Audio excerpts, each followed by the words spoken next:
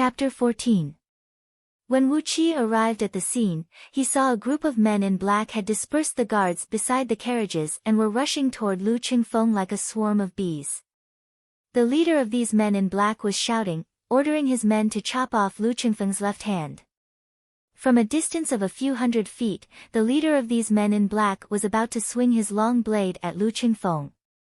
Wu Qi took a deep breath and dashed forward another 200 feet.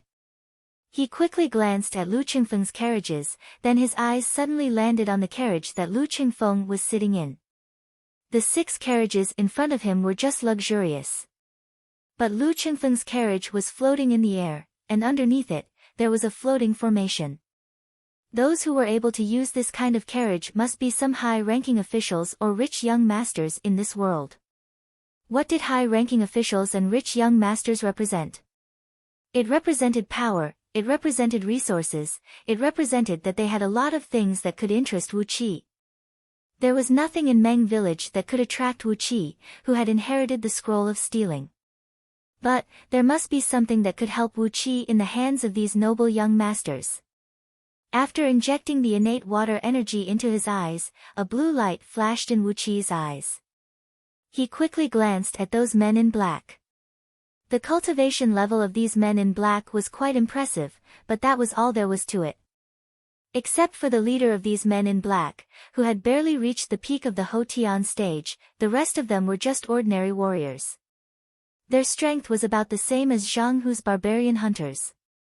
On the contrary, Lu Qingfeng, who was panic-stricken when facing the long blade, had a cultivation level that was 30% higher than Wu Qi's. On top of that, there was a fist-sized ball of red light hiding on his chest, which made even Wu Qi feel a little scared. With a loud laugh, Wu Qi pulled out dozens of prickles. With a stern voice, he cried out, "How dare you commit murder with weapons in broad daylight, robbing a traveling merchant? Do you still have any respect for the law in your eyes?" Amidst the loud cry, Wu Qi quickly threw out several dozens of prickles. A sharp wind-breaking sound rang out, and the prickles shot towards the black-clothed men in a disorderly manner with a cold glint. Lu Qingfeng, who had both of his hands hidden in his sleeves and was about to take out the grand white gold blade formation, felt relieved. He shouted, "Help, help! I'm the eldest son of Liang Lu family, Lu Qingfeng, the new general of Little Meng City. If you save me, I'll definitely repay you." The prickles were coming with a sharp whistling sound.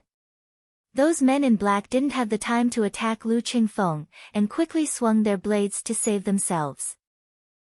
There were some good fighters among these men in black, and their blades had touched the prickles thrown out by Wu Qi. However, these prickles were carrying a soft energy that was spinning rapidly like a whirlpool. When the blades collided with the prickles, before the blades had the chance to knock the prickles away, the prickles had already started spinning rapidly, brushing past the blades. Dozens of miserable howls were heard coming from Chi-Chi. Except for the leader of those men in black who had knocked the prickles away, all the other men in black were pierced through by the prickles. Wu Qi let out a long laugh and dashed toward them. He threw away the beast skin bag, and with both hands, he brought up a strong wind and dashed toward the leader of those men in black. When he threw out the prickles just now, Wu Qi purposely didn't inject any innate energy into the prickles that were aimed at the leader of these men, because this leader was cultivating with a water elemental technique. Using the innate water energy to strengthen his eyes, Wu Qi could clearly see a fist-sized white cyclone inside the leader's dantian, and he could see the innate airflow with a tinge of blue that was flowing in his meridians.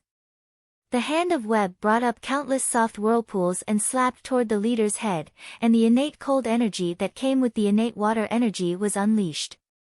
The cultivation level of this leader was almost the same as Wu Qi's, but when he was enveloped by the cold energy, his body instantly turned stiff, and he couldn't move anymore. One of his palms hit on the leader's dantian, and the other hit on his shanzhong acupoint.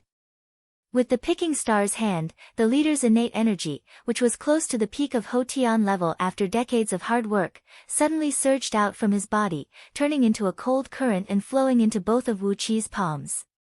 In just a blink of an eye, the leader's body was emptied, all his cultivation was sucked out, and even 1,000th of his blood essence was extracted by Wu Qi's palm.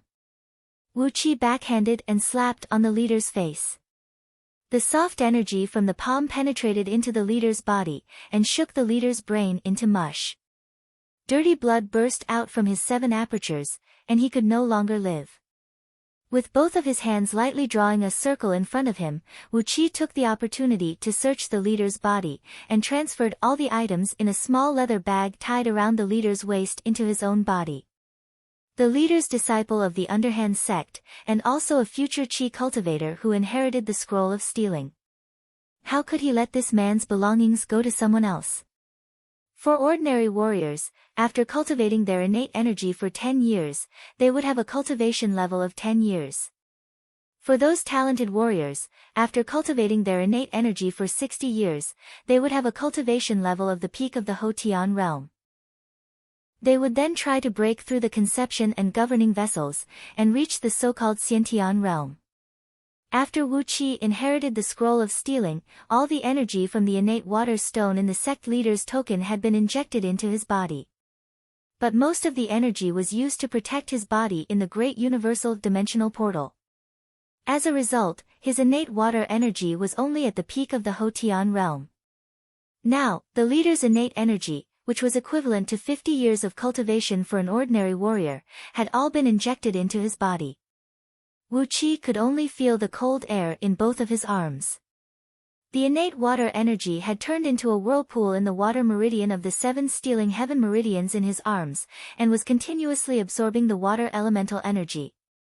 In just a blink of an eye, Wu Qi's innate energy had almost doubled. If it was some other cultivation technique, when the cultivation level of a peak Hotian warrior had doubled, he would naturally break through to the Xiantian realm.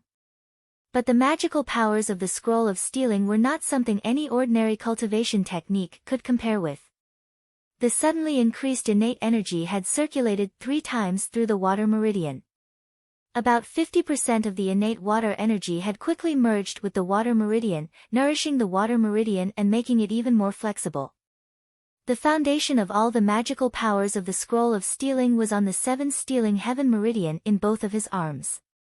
Therefore, when building the foundation, the strengthening of the 7 stealing heaven meridian was the most important.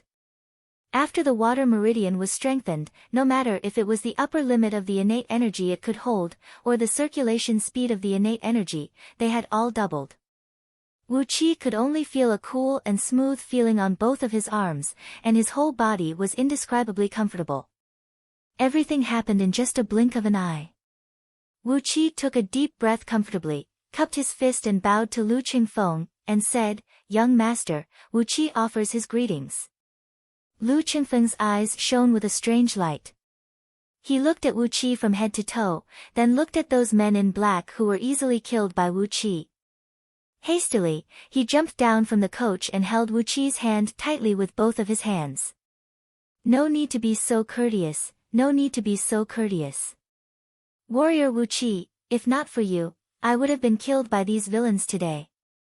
Ferociously kicking the dead body of the leader of the men in black, Lu Qingfeng threw a glance at the dead bodies that were strewn all over the place with a disgusted look, then he snapped, "Xiaohe, go and find those useless fools who abandoned our master and ran for their lives."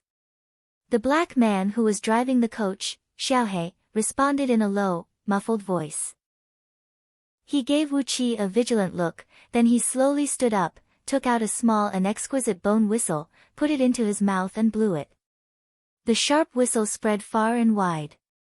Gradually, the surviving knights and guards in the surroundings craned their necks to look in this direction. After a full 15 minutes, only 20 of the remaining guards came running back with their heads covered in dust. Each of them stood in front of Lu Qingfeng with an unsightly expression, their bodies trembling violently. Lu Qingfeng didn't even look at these guards. He just let out a few coughs and let out a few sharp, cold laughs. Holding Wu Qi's hand, Lu Qingfeng thanked Wu Qi again and again. He kept holding Wu Qi's hand, and didn't seem to want to let go. Wu Qi looked at Lu Qingfeng awkwardly.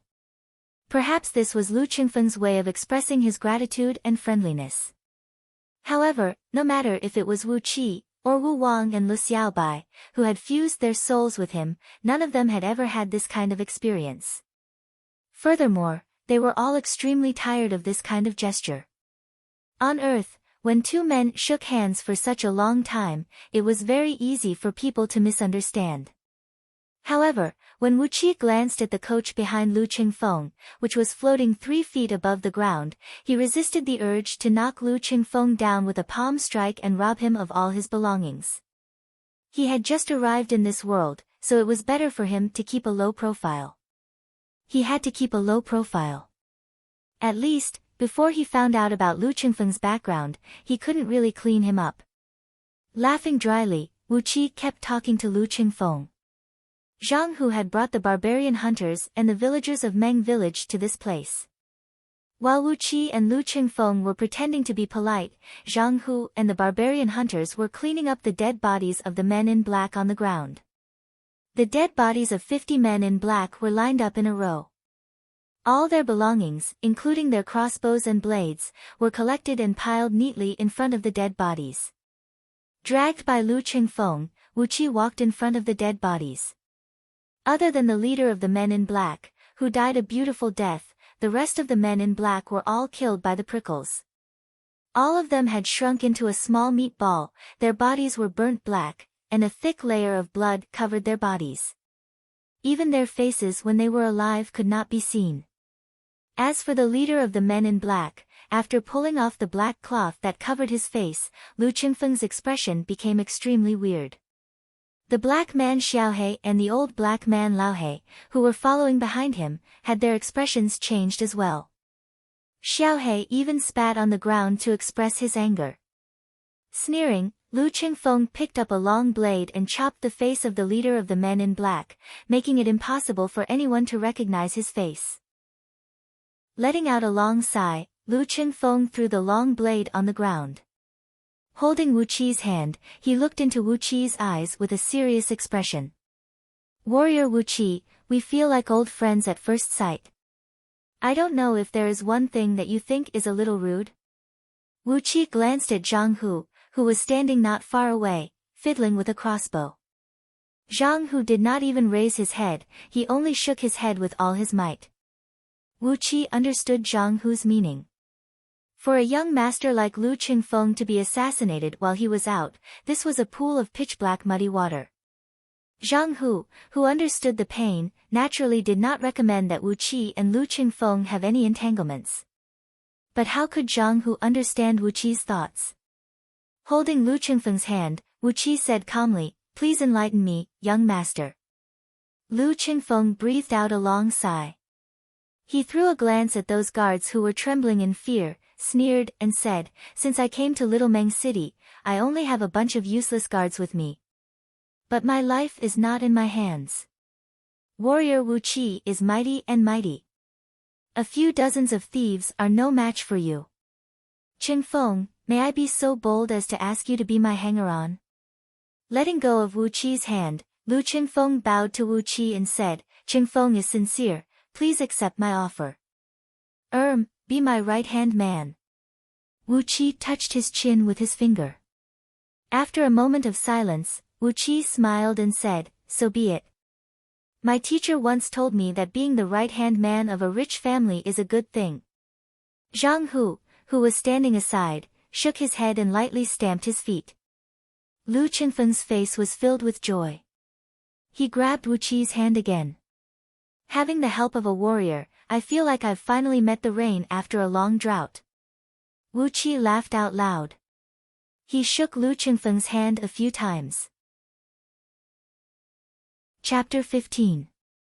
At the end of the road, Little Meng City was in sight. Wu Qi frowned. The current state of Little Meng City was really disappointing. A 30 feet tall wall made of rammed earth, a low city gate tower, a huge flag hanging weakly on a flagpole on top of the city gate tower, and a few feeble soldiers standing guard at the city gate. The first impression that Little Meng City gave to anyone was that it was in ruins. As they approached the city gate, Wu Qi saw a lot of thatches poking out from the city wall, swaying proudly in the wind. On top of the city gate tower, there was a 20 feet tall wild fruit tree growing luxuriantly. Between the branches and leaves, there were dozens of fruits the size of a toddler's fist. Squeak! Wu Qi clenched his teeth and drew a cold breath from the gap between his teeth. Lu Qingfeng's face darkened. He tilted his neck and stared at the city wall of Little Meng City. After some time, he let out a weak snort. But soon, he smiled again, squinted his eyes and said, Wu Qi, luckily I'm not the mayor of this city, I'm just a general. Hurry up and congratulate me. Glaring at Lu Qingfeng, Wu Qi cupped his fist and said, Congratulations young master, congratulations young master. Not being the mayor of Little Meng City is really the luckiest thing in one's life. Strange, why would such a broken city be built here? Zhang Hu, who was riding on a mount, came up to them and said with a loud voice, For the herbs, minerals, trees, hide, meat, and barbarians in Meng Mountains. Pointing at Little Meng City, Zhang Hu explained the situation of Little Meng City to Wu Qi.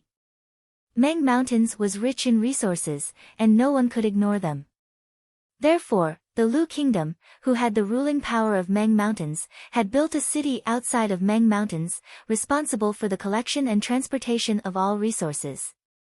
At the same time, the barbarians in Meng Mountains would often come out of the mountains to harass the Lu Kingdom. Therefore, the city built in Little Meng City could serve as an early warning and defense mechanism. Once the barbarians came out, Little Meng City would be the first to defend against them. Even if it couldn't, it could at least buy them some time.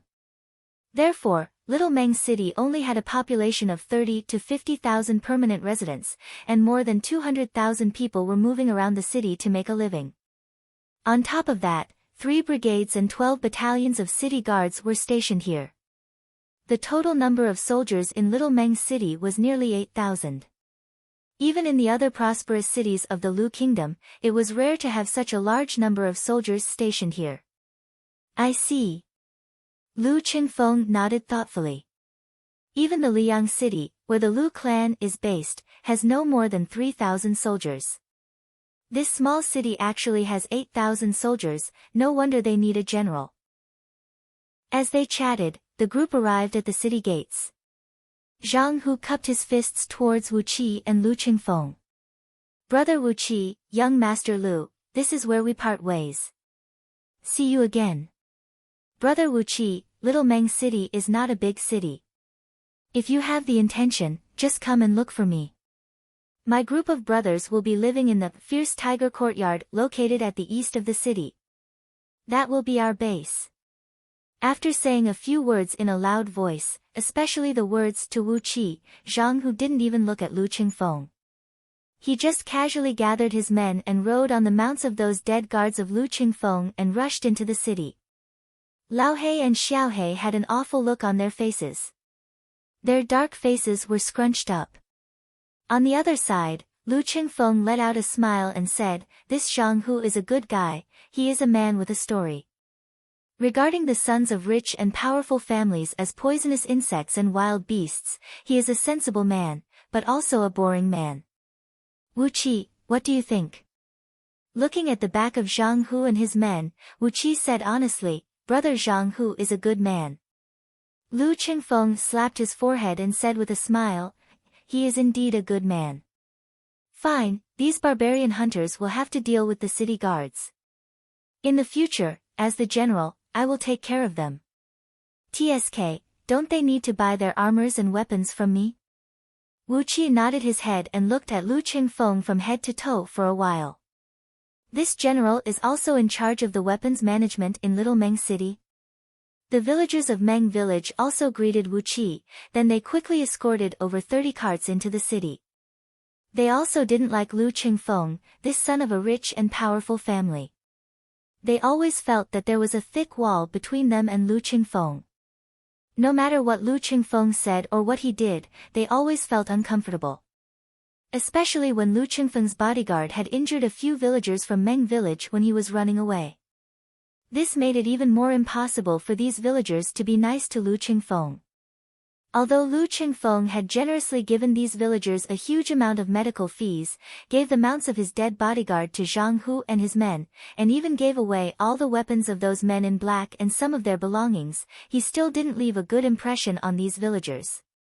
These simple and honest men have a one-track mind. When Lu Qingfeng's bodyguard offended them, he himself had become inhumane. Sighing helplessly, Lu Qingfeng lightly clapped his hands and looked at Wu Qi with a bitter smile. Wu Qi shook his head and pointed at those 20 bodyguards who were following behind, looking dejected like defeated roosters. He said coldly, "Young master, you better find a way to recruit more people in Little Meng City. It's useless to rely on them alone. Why don't you just hurry back to Little Meng City and save us the food?"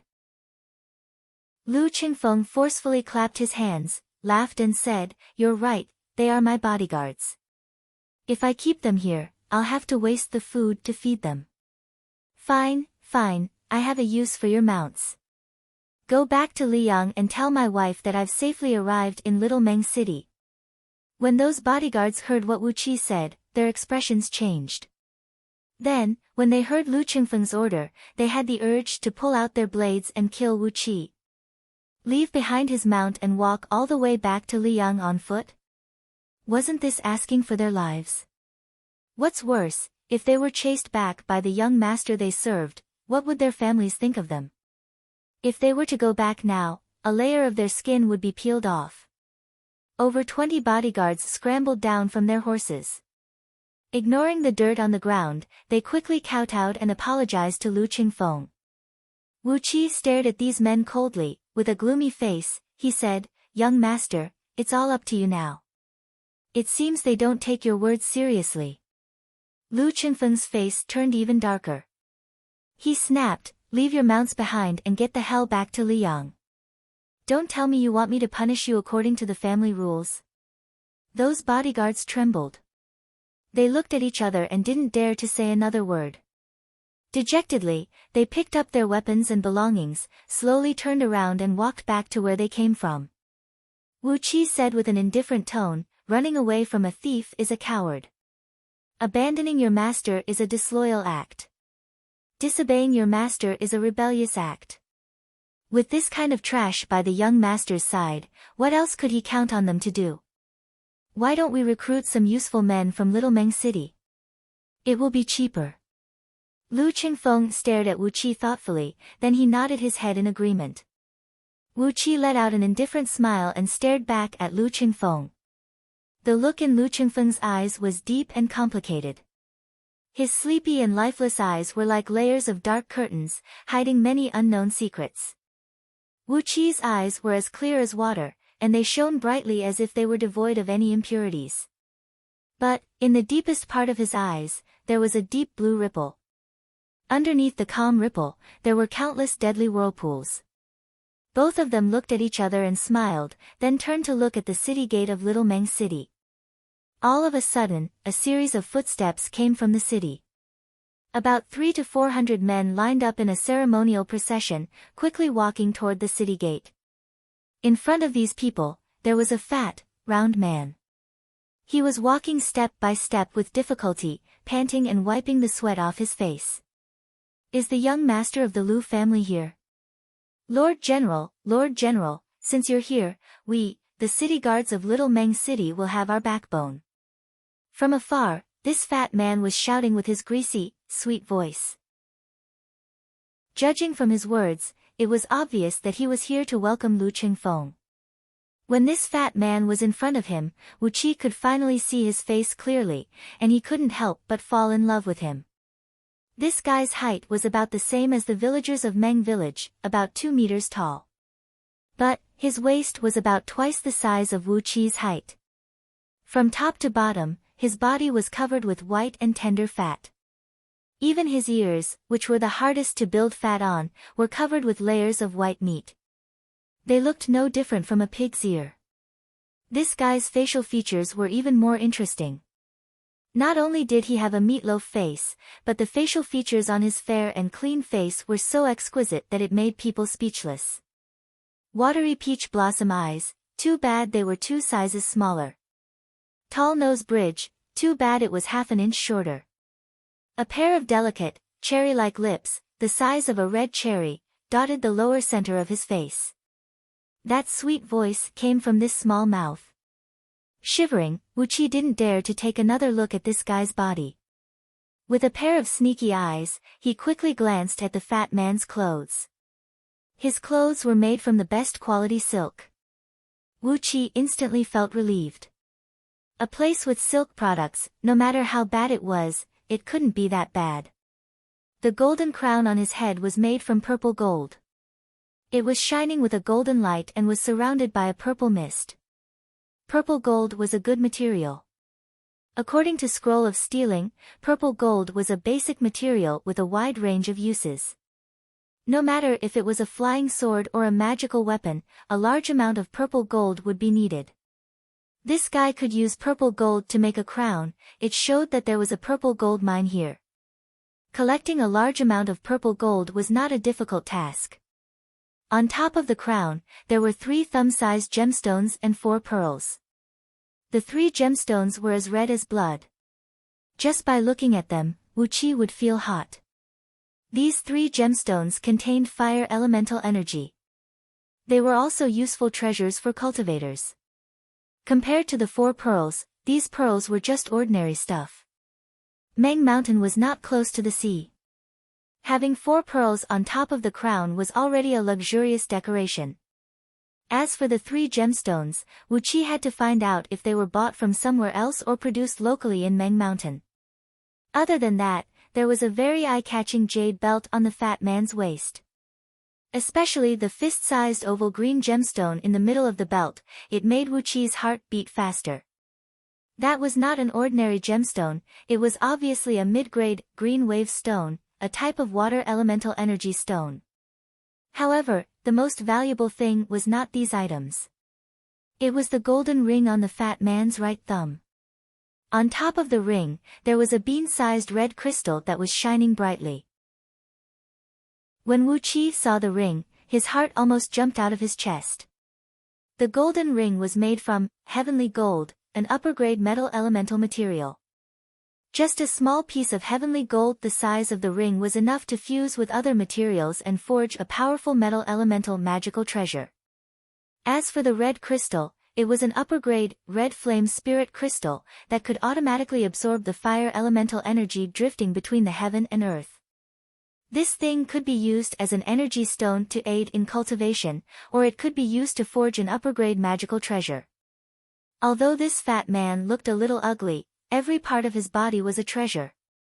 With a smile on his face, Wuqi jumped out of the carriage and walked quickly to the fat man. He cupped his fist and bowed. "May I have the honor to know your name?" Wuqi asked in an elegant and courteous manner, just like how a right-hand man of a wealthy young master like Lu Qingfeng should behave. The fat man panted, squeezed out a smile and said to Lu Qingfeng, "General Lu, I am the governor of this city, Yi Yan." Yi Yan swallowed his saliva, smiled and explained, "Yi is the Yi of Zhou Yi, and Yan is the evolution of the heaven's secret. I am from the Yi family of Moyang, and the Lu family of Liang. We have been good friends for generations." Lu Qingfeng smiled, jumped out of the carriage and formally greeted the fat man. Wuqi looked at the fat man with a big smile, he felt an indescribable joy in his heart. This fatty, who was covered in jewels and jewels, was full of treasures. Chapter 16. With a humble smile on his face, Wuqi placed his hands behind his back and stood next to Lu Qingfeng, looking at the people behind Yi Yan. Besides Lu Qingfeng, the newly appointed general, Yi Yan also had the 3 most important officials in Little Meng City, the Director of Records, the Director of Records, and the Director of Punishments. According to the rule of the Great Yan dynasty, the Lu Kingdom, the mayor was in charge of a certain area. The general was in charge of the military, the director of records was in charge of the supervision and evaluation of the officials, the director of records was in charge of the livelihood of the people, and the director of punishments was in charge of the law enforcement and the daily security. These 4 officials were responsible to the mayor, but they were independent of the mayor, and they also had the power to supervise and restrict each other. Little Meng City was located in a remote area, surrounded by primitive forests, but because of the abundance of natural resources, it produced a lot of profits every year. Although Yi Yan had all kinds of treasures on him, the Director of Records, and the Director of Punishments were also covered with jewels, making them look like jewels on display. Wu Qi looked at the people around Yi Yan warmly. He had found some good stuff that was worth his time. His hands behind his back were rubbing against each other, his fingers were trembling with excitement. In broad daylight, it wasn't a good time for him to rob them, he had to wait. As the mayor, Yi Yan introduced the officials behind him to Lu Qingfeng. After listening to Yi Yan's introduction, Wu Qi suddenly let out a smile. The Director of Records, and the Director of Punishments were all from the Yi family, and they must have followed Yi Yan to Little Meng City to make a fortune. Following Lu Qingfeng's introduction, the officials stepped forward and greeted Lu Qingfeng. Although the position of the general was important, it wasn't worth their attention. Lu Qingfeng's identity as the eldest son of the Lu family in Liang was the main reason why Yi Yan came out to greet him. It was also because of this identity that the other officials were so polite to Lu Qingfeng. After a round of small talk and a series of courteous words that almost made Wu Qi yawn, Yi Yan intimately held Lu Qingfeng's hand and led him all the way to the mayor's mansion. The rest of the officers were surrounding both of them, talking and laughing, talking to Yi Yan and Lu Qingfeng. It was a harmonious scene, as if the entire Little Meng City was welcoming Lu Qingfeng, the new general. Walking beside Lu Qingfeng, Wu Qi was observing Little Meng City while walking. The roads in the city were not bad. They were paved with rough stones cut from the mountains. There were also 3 feet wide ditches on both sides of the road. Clear water was drawn into the ditches, and the water was gurgling. The sanitary conditions in the city were very good. On both sides of the road, there were rows upon rows of restaurants, shops, inns, and residences. The tallest building was only 3 stories high, and they were made of bricks, wood, and bricks, with the same color of green tiles. On the road, you could see a large group of carriages coming and going. The carriages were filled with all kinds of mountain products, animal hides, herbs, ores, etc. The beams of the carriages were almost broken by the weight. The people following behind the convoy were all tall, sturdy, and valiant men. All of them wore soft armor, held sharp blades in their hands, and emanated a murderous aura. Obviously, they were heroes who had tempered themselves in the arena of life and death. The restaurants, shops, and inns along the road were mostly men who would pull out their blades at the slightest provocation. From time to time, there would be some enchanting and slender women dressed in red and green walking in and out of this place, talking and teasing with those villains unrestrainedly. Little Meng City was very prosperous, and it was beyond Wu Qi's expectation. There was an air of barbarism and rudeness amidst the prosperity, an abnormal prosperity. But Wu Qi liked it very much. He took a few deep breaths. He really liked this smell. Be it the carriages or the pedestrians, when they saw Wu Qi and his group, they all moved to the side of the road and made way for them. In a barbaric place like Little Meng City, Yi Yan represented the law of the land, and he represented the strongest power within a few hundred miles of this city. No one dared to offend the dignity of the city lord. From time to time, there were small groups of city guards in black clothes and black armors patrolling the road. When they saw this group of people, these city guards immediately moved to the side of the road and saluted. Wu Qi looked at these city guards and found that no matter it was their cultivation level or spirit, they were much weaker than the 3rd Heavenly Battalion that was sent to Meng Village. It seemed like they were just here for show. After walking along the main road for 3 miles into the city, a magnificent mansion rose from the ground in front of him. This mansion measured about 1 mile in both width and length, and it was surrounded by a protective wall. This wall was much more magnificent than the city wall of Little Meng City. It was built with green stones, 50 feet tall and 30 feet thick. Its defense was at least 10 times stronger than the city wall of Little Meng City. On top of the wall, soldiers in bright armors were patrolling back and forth, guarding the mansion tightly. Compared to the few soldiers outside the city gate of Little Meng City, these patrolling soldiers were definitely the elites, and those soldiers guarding the gate were just like trash. Yi Yan had a proud smile on his face. He pointed at the mansion and said, "General Lu, this is the mayor's mansion, and this is where we live and work." Lu Qingfeng stared at this small castle in surprise and said, "Oh? The offices of the mayor, general, officer, civilian, and punishment are all here?" Yi Yan patted his belly with both of his hands, causing his fat to ripple. He sighed and said, "Little Meng City is located in the wilderness, and it's very dangerous, very dangerous. Those barbarians would come and stir up trouble every few days, and the city wall is not strong enough, so those barbarians would just kill and loot the city. For the safety of all of you, I've spent 2 years to build this mayor's mansion."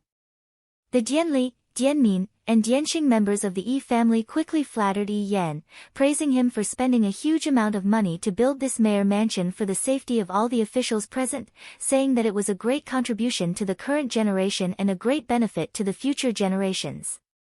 In the future, all the officials who would take over the position of mayor of Little Meng City would have to thank Yi Yan for this kind of attitude. Wu Qi took a deep breath and asked with a hoarse voice, "Since you have the money to build this mayor's mansion, why didn't you build the city wall as well? With a sturdy city wall, wouldn't it be able to keep those barbarians out?" Officer, civilian, and punishment were shocked by Chi-Chi's words, while Yi Yan's body was shivering. He shouted with a sharp voice, "We don't have any money, we really don't have any money. Little Meng City is such a shitty place, how much tax can we get in a year? The mayor's mansion really doesn't have any money in its account. Building this wall has used up the next 10 years of tax revenue, we don't have any money to build the city wall anymore." "No money?" Wu Qi twitched his mouth. He just took a quick glance at the jewelry Yi Yan was wearing, which was worth tens of thousands of dollars. Lu Qingfeng let out a hollow laugh and didn't say anything. He gazed at the patrolling soldiers on top of the wall, then turned his head and looked at the 2 groups of city guards who escorted them here. He rolled his eyes without anyone noticing. The soldiers on duty in the mayor's mansion were much more elite than the city guards. After a complicated ceremony that confused Wu Qi followed Lu Qingfeng into the mayor's mansion. The 7 carriages brought by Lu Qingfeng, along with the servants who were driving the carriages, were arranged to stay in the general's mansion within the mayor's mansion. It was a luxurious mansion with 3 rooms at the front and 3 rooms at the back, and dozens of maids and servants were arranged to stay in the mansion. This was the first time Wu Qi saw who was in the 7 coaches brought by Lu Qingfeng. Besides Lao He and Xiao He, there were 8 maids and 8 servants in the other 6 coaches, and 2 wet nurses who were breastfeeding.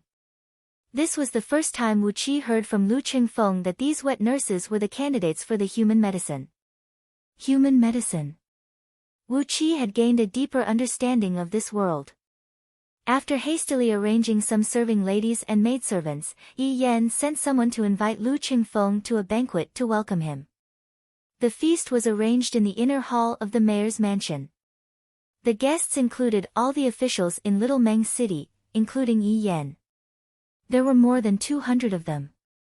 As the right-hand man of Lu Qingfeng, Wu Qi had the right to be a guest. Under the personal reception of Yi Yan, he sat behind a long table behind Lu Qingfeng. The spacious inner hall could accommodate 400 to 500 people.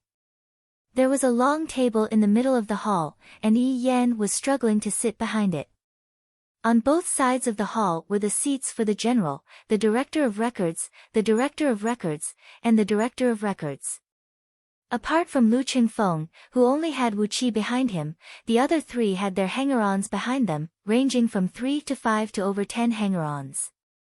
Apart from these 5, the other officials were divided into 3 rows on the left and right of the main hall according to their rank. In total, there were 6 rows of tables. Wu Qi looked at the table in front of him. It was about 3 feet long and 1.5 feet wide. It was made of heavy wood and covered with dozens of layers of lacquer. The surface of the lacquer was decorated with fine geometric patterns using gold and silver threads. It looked dignified and magnificent. The inner hall of the banquet was made of red sandalwood.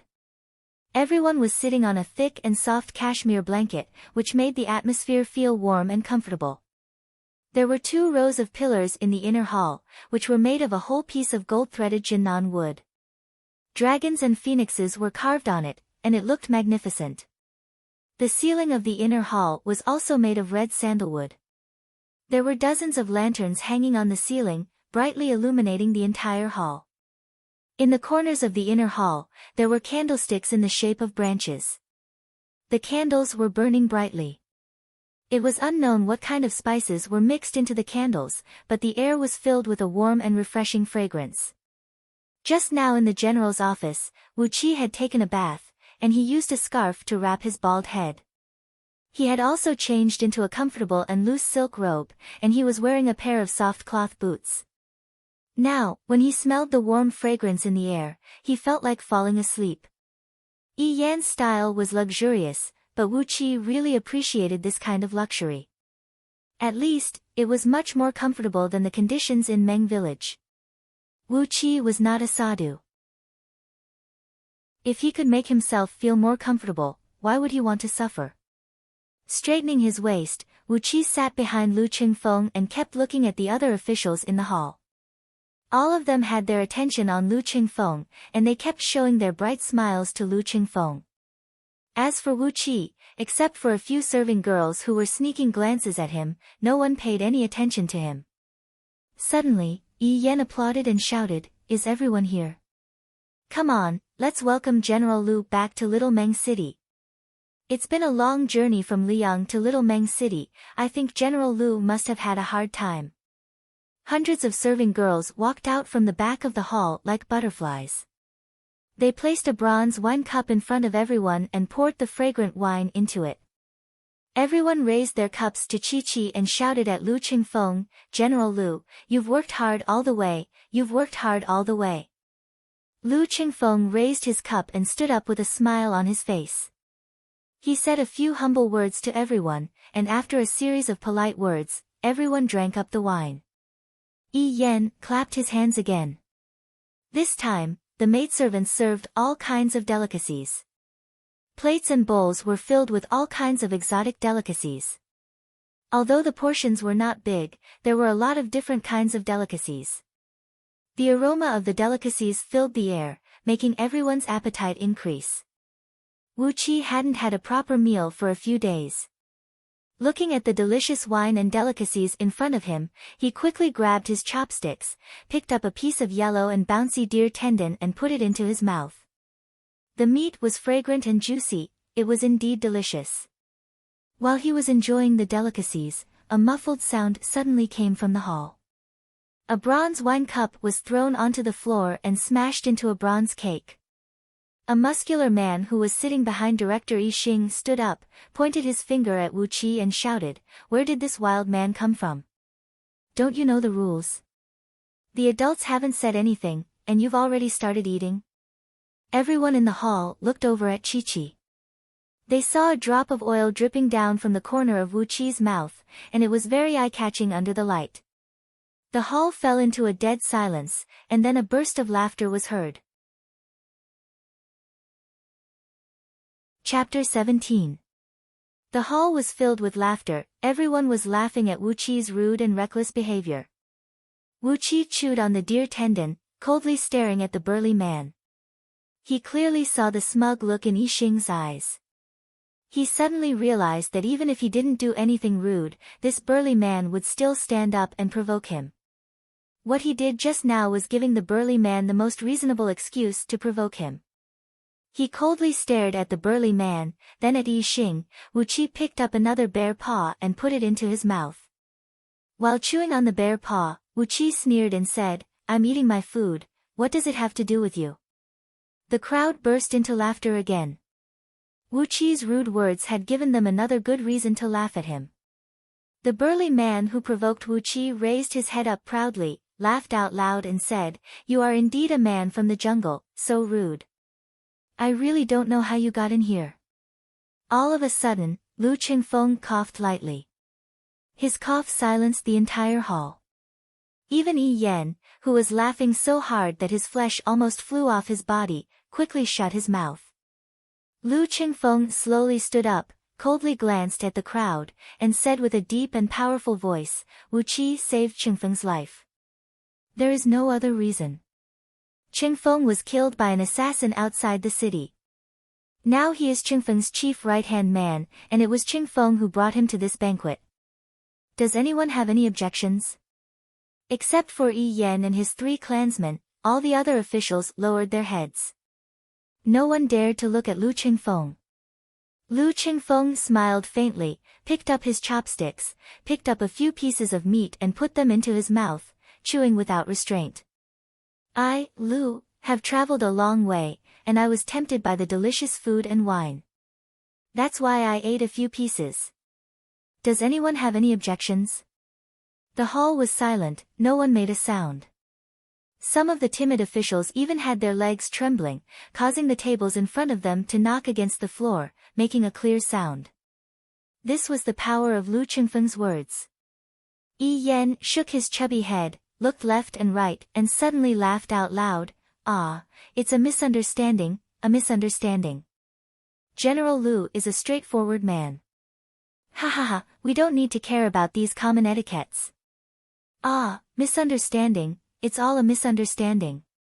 Let's eat and drink as much as we want. Whoever doesn't go back drunk today is disrespecting me, Yi Yan." Lu Qingfeng smiled, held his head up high and sat back on his seat. He turned around, raised his wine cup and toasted to Wu Qi. Wu Qi grabbed the wine vessel and clinked it with Lu Qingfeng's. While eating and drinking, he smiled and said, "Thank you, young master." Wu Qi raised up the wine vessel and emptied it in one gulp. After that, he somersaulted out of his seat and threw the wine vessel towards the burly man who provoked him. It all happened so suddenly, and Wu Qi moved faster than the wind. The man was still standing there with a blank expression when the bronze wine vessel smashed heavily on his face, denting his tall and straight nose. Bam! The man screamed in pain, and blood spurted out from his nose like a fountain. Wu Qi raised his finger and hooked it at the man, sneered, and said, "Who didn't close his pants tight and exposed you? I eat my food, I drink my wine, you provoke me for no reason. What are you trying to do? Could it be that your master wants to show off his power to my young master?" Yi Yan's smile froze, then it bloomed on his face again.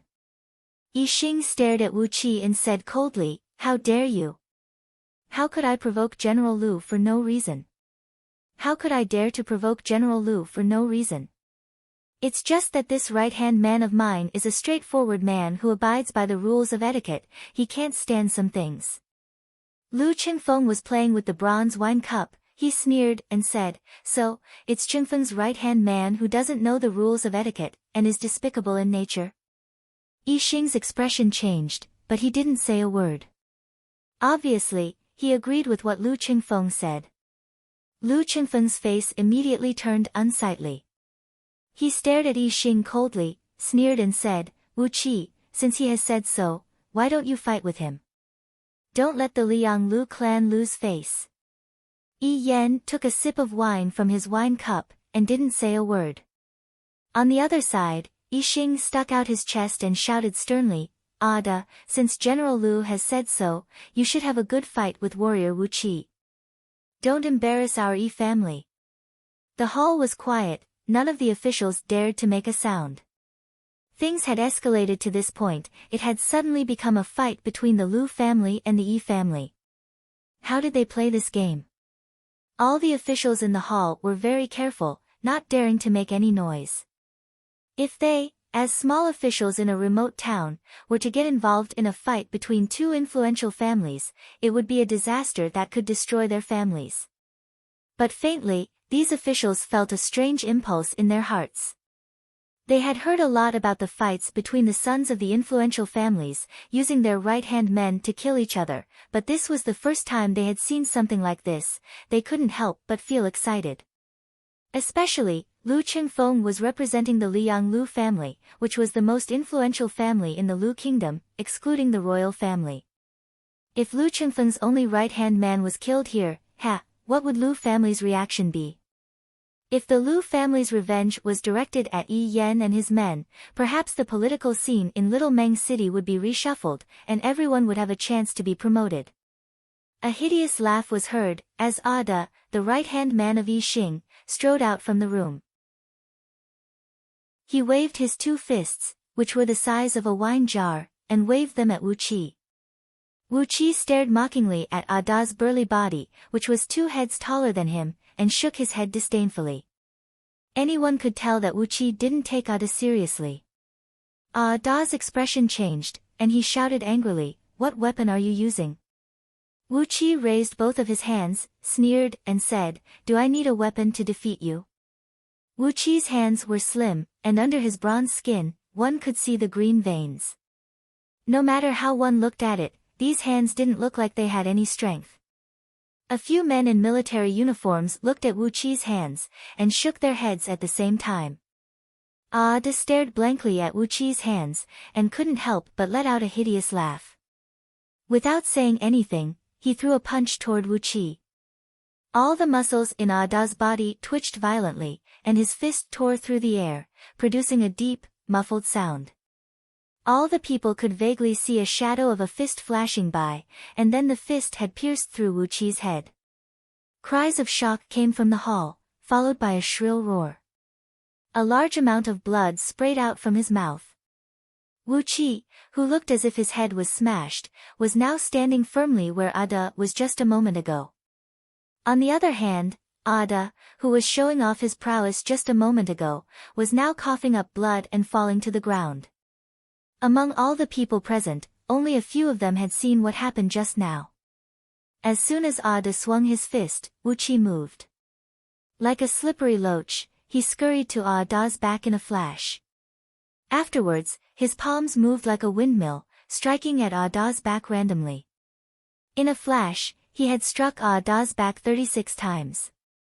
Using the great winding hand and the little picking star palm in succession, Wu Qi stole a trace of Ada's blood essence, greatly replenishing his own. The innate water energy turned into a bone-corroding, yet invisible, yin energy, continuously striking into Ada's body, shattering his internal organs. Ada's internal organs were all smashed, and a few pieces of his internal organs could be seen in the blood spurting out from his mouth. With a miserable howl, he fell dead on the ground. All the guests cried out in shock, and Yi Xing's face turned extremely ugly. He slammed his hands heavily on the table in front of him, smashing the wine pots, bowls and plates all over the floor. Lu Qingfeng laughed out loud. He waved his hand at Wu Qi and said, "Wu Qi, you've won a clean victory. Come, I'll give you a good omen." Lu Qingfeng placed his palm on his waist, pulled out a piece of ancient jade pendant with red and yellow colors and gave it to Wu Qi. Wu Qi narrowed his eyes, took the jade pendant without hesitation, and thanked Lu Qingfeng in a flat tone. As soon as the jade pendant was in his hand, Wu Qi found out its material. It was a spirit jade of both fire and earth elements, which could repel cold and dust. It was a rare treasure. Furthermore, the jade pendant also contained a strong energy of earth and fire elements. Unfortunately, it was deeply entangled with the jade pendant. With Wu Qi's current cultivation of the water chapter, he couldn't absorb this energy from the jade pendant and make it his own. Shoving the jade pendant into his belt, Wu Qi grabbed a wine vessel from an officer's table and took a sip of wine. He stared at Yi Xing coldly and said, "Officer of records, do you have any other advice? I, Wu Qi, am a simple and ignorant man, and I am waiting for your guidance." Lu Qingfeng let out an evil smile. He raised up his wine vessel and toasted Wu Qi, but he didn't say a word. He had no intention of stopping Wu Qi's provocation. He wanted to use Wu Qi to show his power, and let some people in Little Meng City know that he, Lu Qingfeng, is not someone who can be easily bullied. While playing with the wine vessel, Lu Qingfeng threw a sideways glance at Yi Yan, who was sitting on the main seat. Yi Yan was playing with a jade pendant in his hand, smiling and not saying a word. His fair skin reflected the light from the lanterns, making him look very eye-catching. Yi Xing was panting heavily as he vented his anger on the table. He glared fiercely at Lu Qingfeng, who had the demeanor of a great master. Suddenly, he sneered and said, "Ah, your big brother was killed by someone. Why don't you go ask Mr. Qi for some advice?" A skinny man, who was over 10 feet tall, slowly stood up and walked in front of Wu Qi. The man looked similar to Ada, but he was terrifyingly thin. It was as if all of his essence blood had been sucked away by something else. As soon as they met face to face, Wu Qi immediately felt an evil aura coming at his face, making him feel uneasy. Instinctively, the innate water energy in his arms sped up, and a cooling water vapor flowed around his body, forming a layer of protective energy underneath his skin. "I'm Air, you killed my elder brother. My cultivation is not as good as yours, but you have to die." Air, who was as skinny as a bamboo pole, stared at Wu Qi coldly, and murmured in a cold tone. Wu Qi glanced at Air, then casually thrust his palm towards Air from a distance of about 20 feet. The hand of web was launched, and the innate water energy formed an invisible whirlpool in the center of his palm. The air in front of his palm suddenly became hazy, and the air within a radius of a few feet suddenly rotated rapidly, making a faint whistling sound. All the officials in the hall straightened their backs at the same time, staring at Wu Qi's move in surprise. Lu Qingfeng squinted his eyes, and there was an unconcealable surprise in his eyes. "Wonderful. I didn't expect a right-hand man I recruited on the way here to have such a skill. His energy can activate the energy of nature in the surroundings, which means he is at the peak of the Hotian realm, close to the Xiantian realm. If he can step into the Xiantian realm, he will be a great help to me." Lu Qingfeng's mind was racing, and he was secretly thinking about how to make Wu Qi his reliable right-hand man. Wu Qi just stared at Air from afar, and the strength of his palm was getting stronger, and the whirlpool in front of him was getting faster and faster. Gradually, the color of the air changed, and it took on a faint blue color. A stream of cold air was contained, and it covered Air from afar. His palm suddenly expanded and contracted, and the whirlpool collapsed. Dozens of faint blue wind ropes shot towards Air's body with a whistling sound. Once he was tied up by these wind ropes, unless his cultivation was higher than Wu Qi's, it would be very difficult for him to escape. The hand of web was the secret skill of the underhand sect. Although it was just a basic skill in the scroll of stealing, it was already a powerful skill that was rarely seen by ordinary people. Looking at the wind ropes coming towards him, Air's expression changed slightly, and a trace of panic appeared in his eyes. He could no longer muster up the courage to fight against Wu Qi. He just waved his sleeve, and an ivory-white 3-inch short sword came whistling out. Chapter 18. Air casually slapped on the dagger, and the blood in his body was absorbed by the dagger. Suddenly, the dagger turned into a blinding blood-red color. Air's body trembled violently, and his already shriveled body suddenly became even thinner, turning into a skeleton with only skin and bones. Along with a sharp whistling sound, the dagger pierced towards Wu Qi's chest, leaving a foot-long blood-red light in the air. Wherever the blood-red light passed, the wind ropes released by Wu Qi were all shattered. The blood-red light was so fast that Wu Qi didn't have enough time to dodge it. He could only twist his body a little, but the blood-red light pierced through his right shoulder, bringing up a foot-long stream of blood. Wu Qi cried out in pain, and grabbed towards the blood-red light with his left hand. A glowing blue energy swooshed out and covered the dagger. His body slid forward, and in a blink of an eye, he was already in front of Air. He raised his right leg and gave a fierce kick, aiming at the vital part of Air's lower body. Pop! Air was kicked a few feet away, blood gushing out from his mouth. Obviously, he was dead. Wu Qi tightly gripped the dagger in his hand, let out a strange cry, and fell to the ground. Before anyone could see what was happening, Wu Qi's arm muscles were moving like ripples of water, and with a light and nimble movement, he brought the strange dagger all the way into his clothes, and shoved it into a secret pocket in front of his chest. Lu Qingfeng slowly stood up, glanced at Yi Xing, who had a proud look on his face, and said coldly, "Good, you have a right-hand man who knows how to use a magical item. Mayor, my dear friends, I have learned a lot from you." Grinning coldly, Lu Qingfeng came next to the unconscious Wu Qi, carried him up with one arm, and strode out of the room with his head held high. The fair and chubby Yi Yan raised his wine cup and slowly took a sip of wine. Looking at Lu Qingfeng's back, Yi Yan clapped his hands, laughed happily and said, "General Lu is gone, but we can't waste these good wines and delicious dishes. Everyone, let us rejoice." Faintly discernible music came from the back of the hall. Dozens of female dancers, who were wearing thin clothes and exposing a large part of their snow-white skin, whirled out. The fluttering ribbons and the lotus fans in the hands of the dancers decorated the hall even more splendid and charming. All the officials of Little Meng City were laughing and toasting to Yi Yan and his men. As Lu Qingfeng listened to the joyous music coming from behind him, his elegant face turned cold. He carried Wu Qi through one courtyard after another. Although there were countless guards, maids, and servants walking around, it was as if there was only him and Wu Qi in his arms in the world. It was extremely lonely.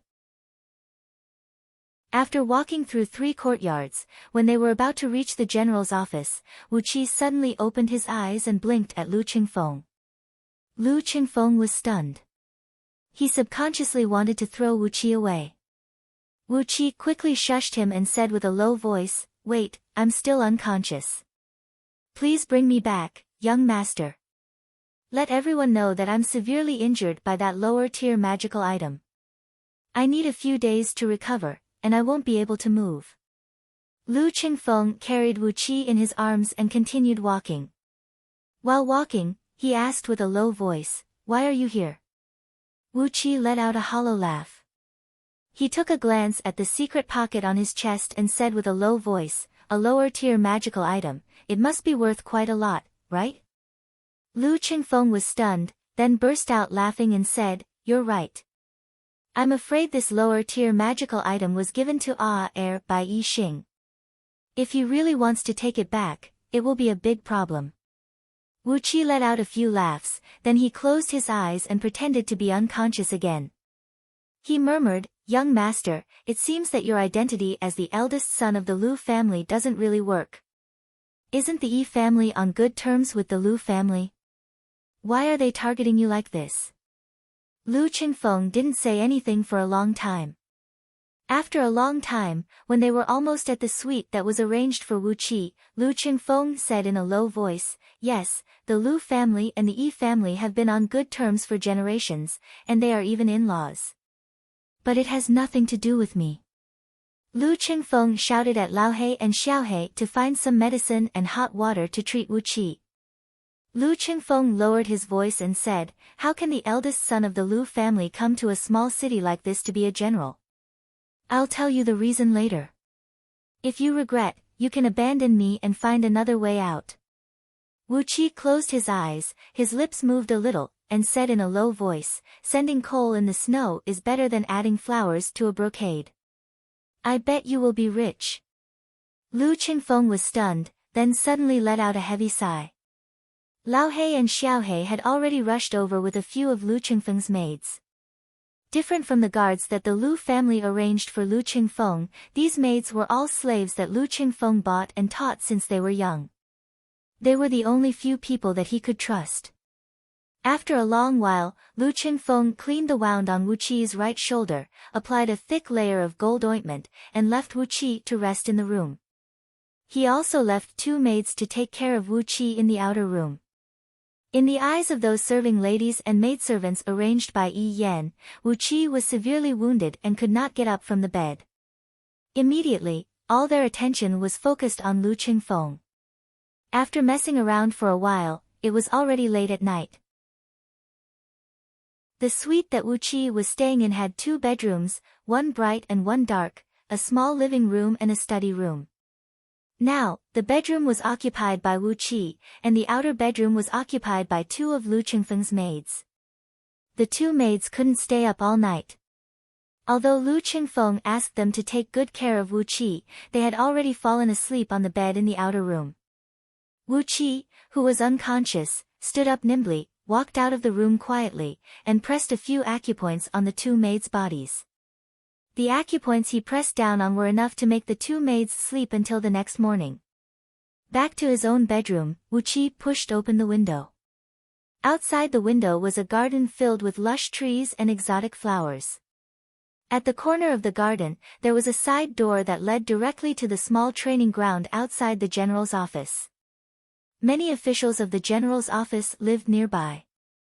Looking around, he injected the innate water energy into his eyes and carefully scanned the surroundings. No one was hiding nearby. Wu Qi felt relieved and walked out of the window. He grabbed a piece of cloth and wrapped it around his face. With a thin layer of innate water energy covering his body, Wu Qi's body flashed, and suddenly, a layer of faint water vapor appeared around his body. His body became hazy in the water vapor, and no one could see him from 30 feet away with their naked eyes. The scroll of stealing was all-encompassing, and the innate water escape art in the water chapter was unparalleled in the world. Although Wu Qi's cultivation was only at the peak of the Hotian realm, and he couldn't reach the level described in the water chapter, where he could travel thousands of miles in a blink of an eye with just a layer of water vapor, but it was easy for him to gather a layer of water vapor to cover his body. Lightly leaping into the air, and under the cover of the water vapor, Wu Qi flew through the walls, passed through many mansions, and arrived at the outer area of Yi Yan's inner house. It was late at night, and in the spacious mansion, except for the guards on duty, everyone else had fallen into a deep sleep. The strongest of the guards on duty only had the cultivation of 30 to 40 years' worth of inner force. How could they possibly discover the trace of Wu Qi? Not to mention the various mystic techniques found in Scroll of Stealing to conceal one's tracks. After spending so many years in underhand sect, Wu Qi's mastery in stealing techniques had become very formidable. With the cover of the water vapor, Wu Qi had crawled right under the noses of the guards on duty a few times, but none of them had discovered him. As if he was walking into an uninhabited land, Wu Qi easily passed through the layers of defense, and came to the outside of Yi Yan's bedroom. Yi Yan's bedroom was spacious and luxurious, decorated with all kinds of jewels and jewels. Needless to say, Wu Qi had no idea how to describe it. Yi Yan's bed alone had made Wu Qi gasp in amazement, and he didn't know how to describe it. It was a solid bed made of pure gold, a few feet in length and width, and it was covered with a thick brocade. Wu Qi stared at the solid gold square, and he could feel his palms heating up. He wished he could take this piece of gold away with him. After spending a few days with the villagers of Meng village, Wu Qi knew the value of gold in this place. Ordinary people could never see what gold looked like. 1 gold ingot could be exchanged for 100 silver ingots, and 1 silver ingot could be exchanged for 300 to 1,000 coins. But the head of a barbarian was only worth 100 coins. This bed of Yi Yan was worth countless gold ingots. This damn pig, how dare he say the taxes are not enough, and he doesn't even have the money to build the city wall. Strip him naked. Wu Qi stared at the pure gold bed, and his heart, eyes, and hands were burning with excitement. But it was a pity that this bed was extremely heavy. How could Wu Qi carry it away? In the Scroll of Stealing, there was a magical storage ring and storage bag that could store a huge amount of stuff. The highest quality storage ring could even store a star. But Wu Qi had just started cultivating, and he didn't even know what the world he was living in looked like. Where could he find such a treasure? There was also a method to make a storage ring and storage bag in the Scroll of Stealing, but firstly, the materials were hard to find, and secondly, Wu Qi's cultivation level was not high enough. Without powerful magic power, it was impossible for him to make this kind of storage treasure. After sighing while staring at the bed, Wu Qi slowly walked to the side of the bed, pointed his finger at Yi Yan, who was snoring, and made him fall into a deep coma. Lying next to Yi Yan, who looked like a mountain of flesh, were 4 tiny and beautiful serving ladies. They were naked, and their faces looked extremely tired. Obviously, before they fell asleep, Yi Yan had a great time with them. Wu Qi looked at Yi Yan's ridiculously fat body, then looked at those little serving ladies, whose waists were even smaller than his arms. He wondered why these little serving ladies were not squashed into meat paste by him. Like a gust of wind, Wu Qi pointed at the 4 little serving ladies and made them fall asleep as well. After thinking for a while, Wu Qi took off the quilt covering Yi Yan and the others, and looked down at Yi Yan. Wow, nice body. Quickly glancing at the bodies of the 4 little serving ladies, Wu Qi put down the quilt, rubbed his hands quickly, and let out a weird laugh. Yi Yan's purple gold crown, Yi Yan's ring, Yi Yan's belt, Yi Yan. All kinds of precious stones and pearls inlaid in the room were taken out and taken away.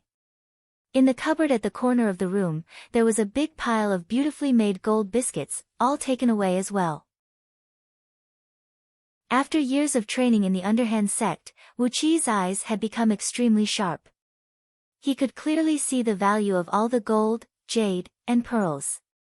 All this took Wu Qi 15 minutes, and he had taken away all the most valuable things in the room. After taking away all the valuables in the room, Wu Qi looked around. Thanks to the memory that Lu Xiaobai had merged with his soul, he had quickly found the 2 hidden mechanisms in the room.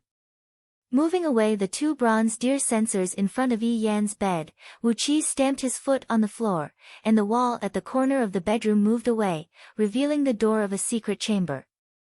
Rubbing his hands excitedly, Wu Qi dashed into the secret chamber. Soon, the laughter of a mouse falling into a rice bowl could be heard coming out from the secret chamber. The best products of Little Meng City for the past 2 years were all stored in this secret chamber by Yi Yan. Energy stones, jades, precious stones, all kinds of rare treasures, there were 15 boxes of them. Wu Qi was diligently running back and forth between Yi Yan's bedroom and the woods outside the city. With the help of his agile body, it only took Wu Qi 15 minutes to go back and forth. After spending 3 hours, Wu Qi had finally emptied all of Yi Yan's belongings. After digging a deep hole in the woods and burying all the treasures, Wu Qi whistled and returned to the general's office. He was worried about one thing. Where could he find a storage-type magic treasure? After sighing with emotion for a while, he fell into a deep sleep. Early the next morning, the huge mayor's mansion was almost turned upside down by Yi Yan's crazy roar. My money, my money, my money. Which bastard stole all my money? My money. My money. My money. Where is my money? Chapter 19. The mayor's mansion was thrown into chaos by Yi Yan, who was crying like he was grieving the death of his parents. All the guards on night duty were lined up in front of the main hall of the mayor's mansion, pulling down their pants and getting flogged. Under Yi Yan's crazy roar, nearly 100 guards were howling in pain, and nearly 100 white butts were beaten until they looked like they were in a dye house. After a few roars, Yi Yan howled at the top of his voice, sounding like a cuckoo crying blood, which made Wu Qi feel pity for him.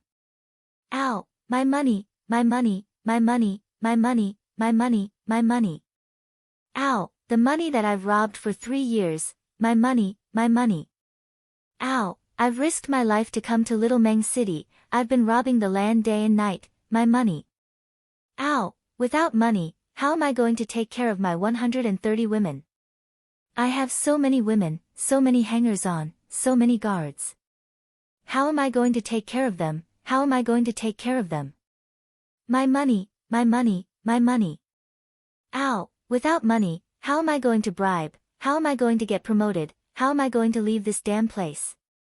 The huge mountain of flesh, with only a loincloth wrapped around his crotch, sat on his butt at the entrance of the main hall of the mayor's mansion, crying bitterly and howling miserably. Snot and tears were flying everywhere, and the flesh on his body was writhing. His skin and flesh collided with each other, producing crisp cracking sounds. It was indeed a spectacle in the human world.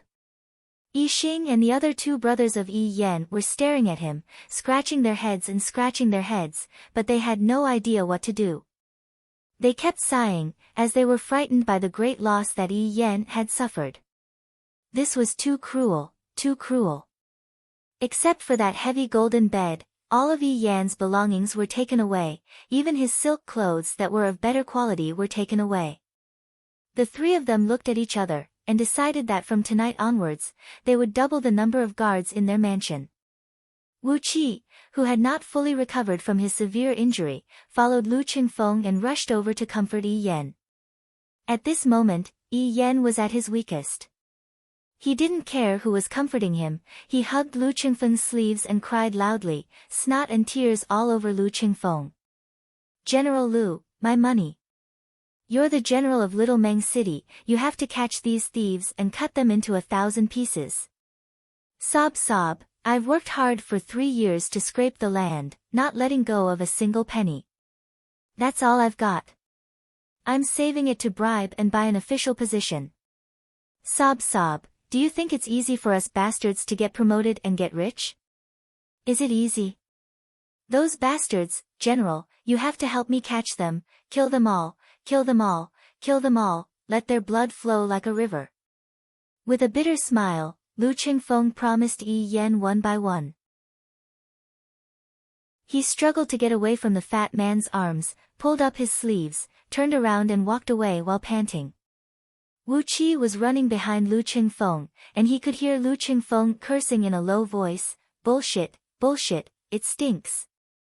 What does catching thieves have to do with me? This is the duty of the director of punishment, what does it have to do with me?" After running through a few courtyards, Lu Qingfeng suddenly stopped, turned around, pointed at Wu Qi and asked, "You didn't do it, did you?" Wu Qi looked at Lu Qingfeng in surprise, pointed at his right shoulder, which was wrapped like a rice dumpling, and asked, "Look, do I have that ability?" Lu Qingfeng frowned, looked at Wu Qi from head to toe, and shook his head hesitantly.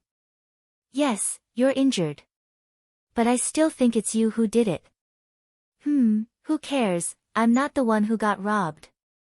Swinging his sleeves, Lu Qingfeng staggered into his own general's office. He shouted for Lao He and Lao He to help him change his outer robe, which was full of tears and snot. Today he was going to the general's office, to officially take over the position of the general. Originally, when Lu Qingfeng took over the position of the general, he needed the mayor to accompany him.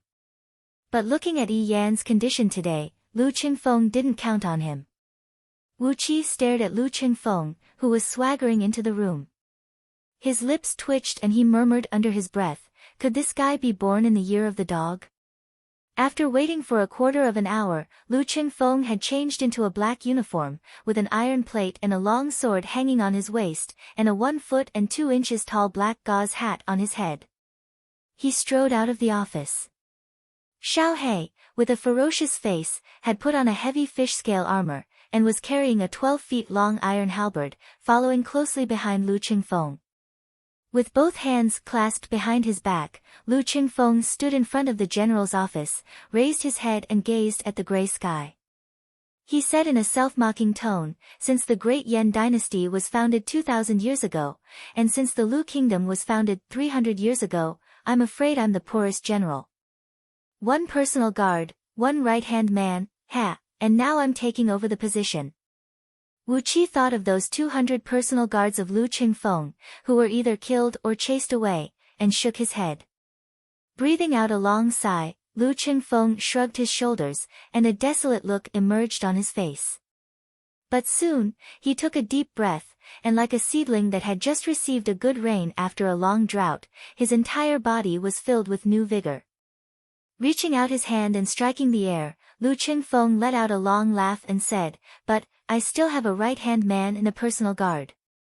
Not bad, I'm not at the end of my rope yet.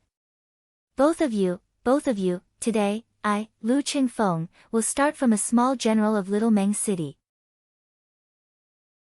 One day, I, Lu Qingfeng, will establish my own territory." Xiao He stared at Lu Qingfeng with great admiration, but Wu Qi just yawned and scratched his right shoulder, which was feeling itchy.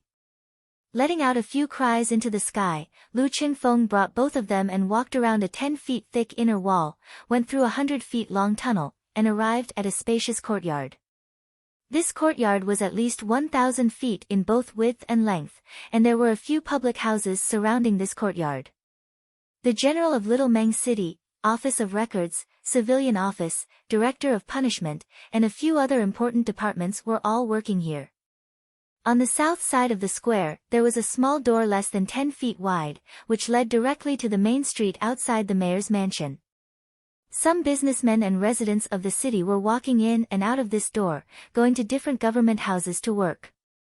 Among them, the house with the most idlers was the court of the Office of Records. Wu Qi walked over and took a glance. It seemed like a family was not on good terms with the mother-in-law and daughter-in-law. Two women, one old and one young, were scolding and insulting each other in the hall. There were about 200 to 300 people surrounding the hall, and they were watching the scene with great interest. But today, the mayor, Yi Yan, was robbed, and the Office of Records, Yi De, was busy trying to comfort Yi Yan, so he didn't come to the court to deal with the civil affairs. Since their superior was not present, the subordinates of the Jianmin officer were also laughing and joking in the hall. They kept provoking the mother-in-law and daughter-in-law to quarrel and fight, making the hall very messy and unseemly. Wu Qi shook his head.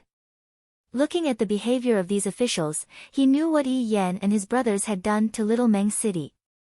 If the upper beam was not straight, the lower beam would be crooked.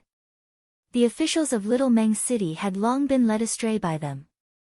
The Office of Records was in charge of all the military operations in Little Meng City, and was responsible for the gathering and distribution of all the military supplies in Little Meng City. He was the head of the Office of Records. Therefore, the Office of Records was located at the north of this square.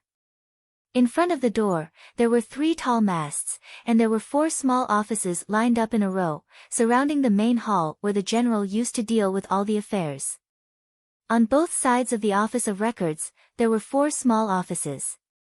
They were the Treasurer Office, which was responsible for the storage of military supplies, the Commander Office, which was responsible for the recruitment of militia, and the Barbarian Office, which was responsible for all the affairs related to the barbarians. When Wu Qi arrived at the general's main hall, he saw over 30 big carts piled up in front of the Barbarian Office. These carts were filled with the chopped heads of barbarians, and a few officials in official uniforms were pinching their noses and counting the number of heads. There was a notice board in front of the Barbarian Office, and there was a notice posted on it. It was a notice from the mayor's mansion, a reward of 100 coins for a barbarian's head. These were the carts of the villagers from Meng Village. Wu Qi recognized these carts. But the men from Meng Village were not next to these carts, they were all gathered in front of the Treasurer Office, and they were making noises of dissatisfaction. Besides them, Wu Qi could also hear Zhang Hu yelling. It seemed like he was arguing with someone. When he entered the city last night, the sky was already dark, and the offices here must have closed for the day. That's why the villagers from Meng Village came here early in the morning to exchange the heads of the barbarians for money.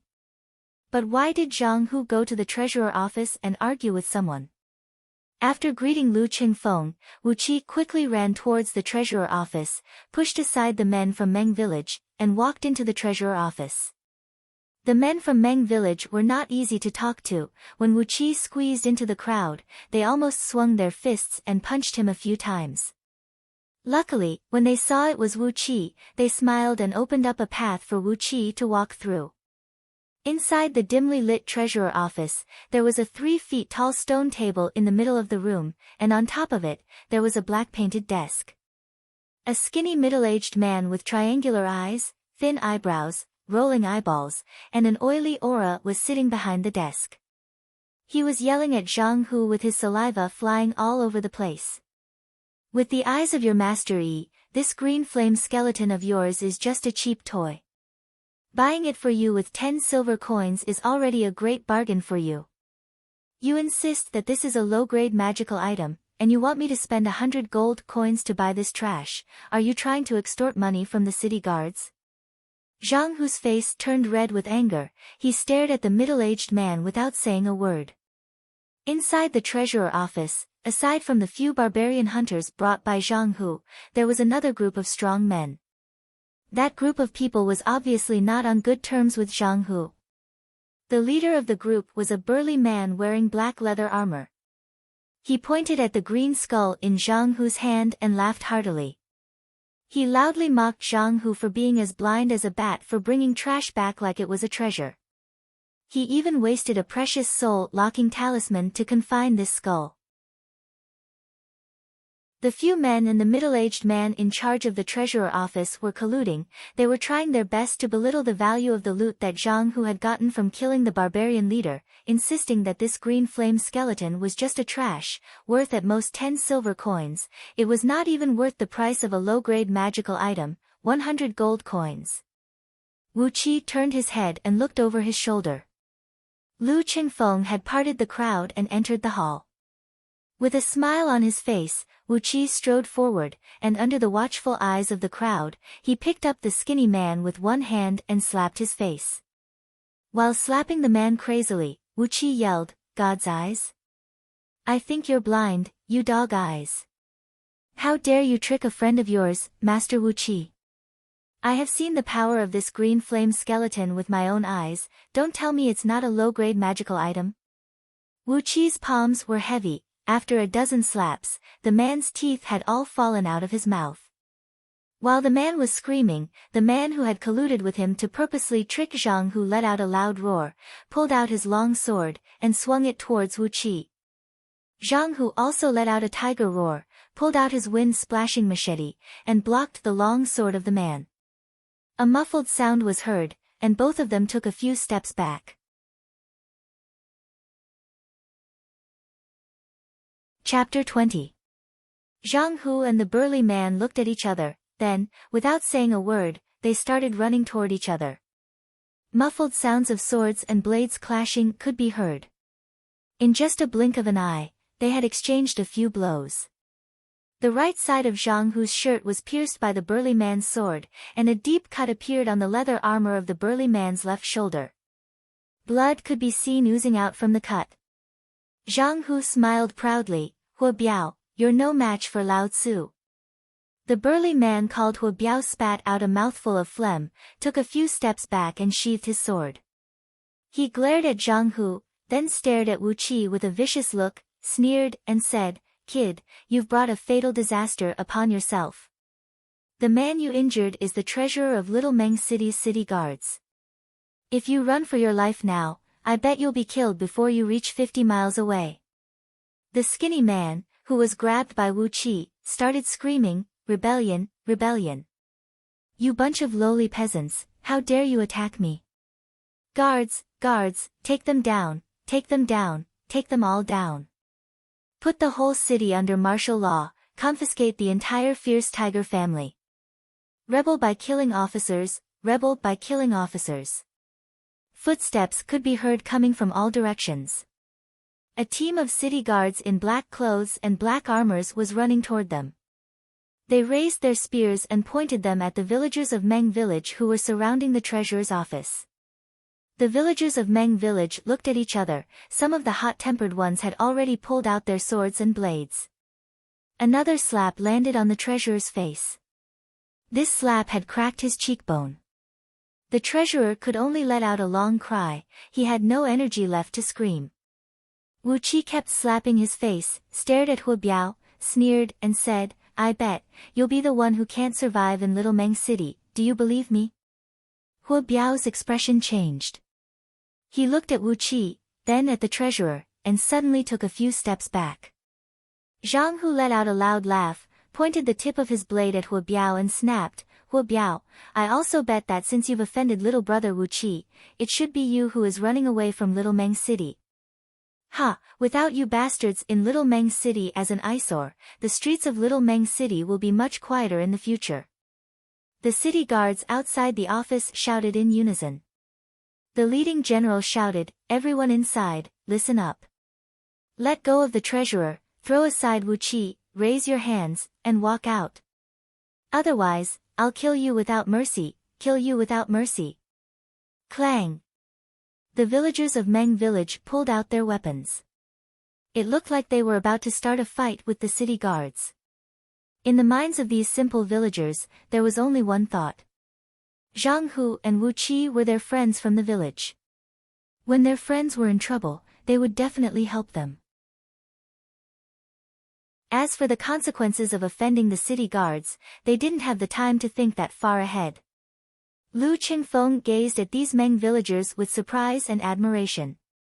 He coughed lightly and raised the iron plate hanging on his waist up high. He snapped, "I'm the newly appointed general, Lu Qingfeng. All of you, put away your weapons and return to your posts." When the iron plate was taken out, all the city guards immediately put away their weapons towards Chi-Chi. The leader of the city guards led all the soldiers and kneeled down on one knee, solemnly saluting Lu Qingfeng. The treasurer, whose face was swollen and covered with blood, shouted out with a muffled voice, "You bunch of bastards! Come and save me. If anything happens to me, my young master won't forgive you. He is just a small general, my young master is the mayor, the mayor." All the city guards trembled. Chi-Chi stood up again and pointed his spear at the villagers in front of the treasurer's office. Lu Qingfeng was furious. He snapped, "How dare you? As a city guard, not obeying the order of the general, you are rebelling. Do you want your whole family to be executed? Put down your weapons and stand aside." Some of the city guards trembled their wrists and almost dropped their weapons.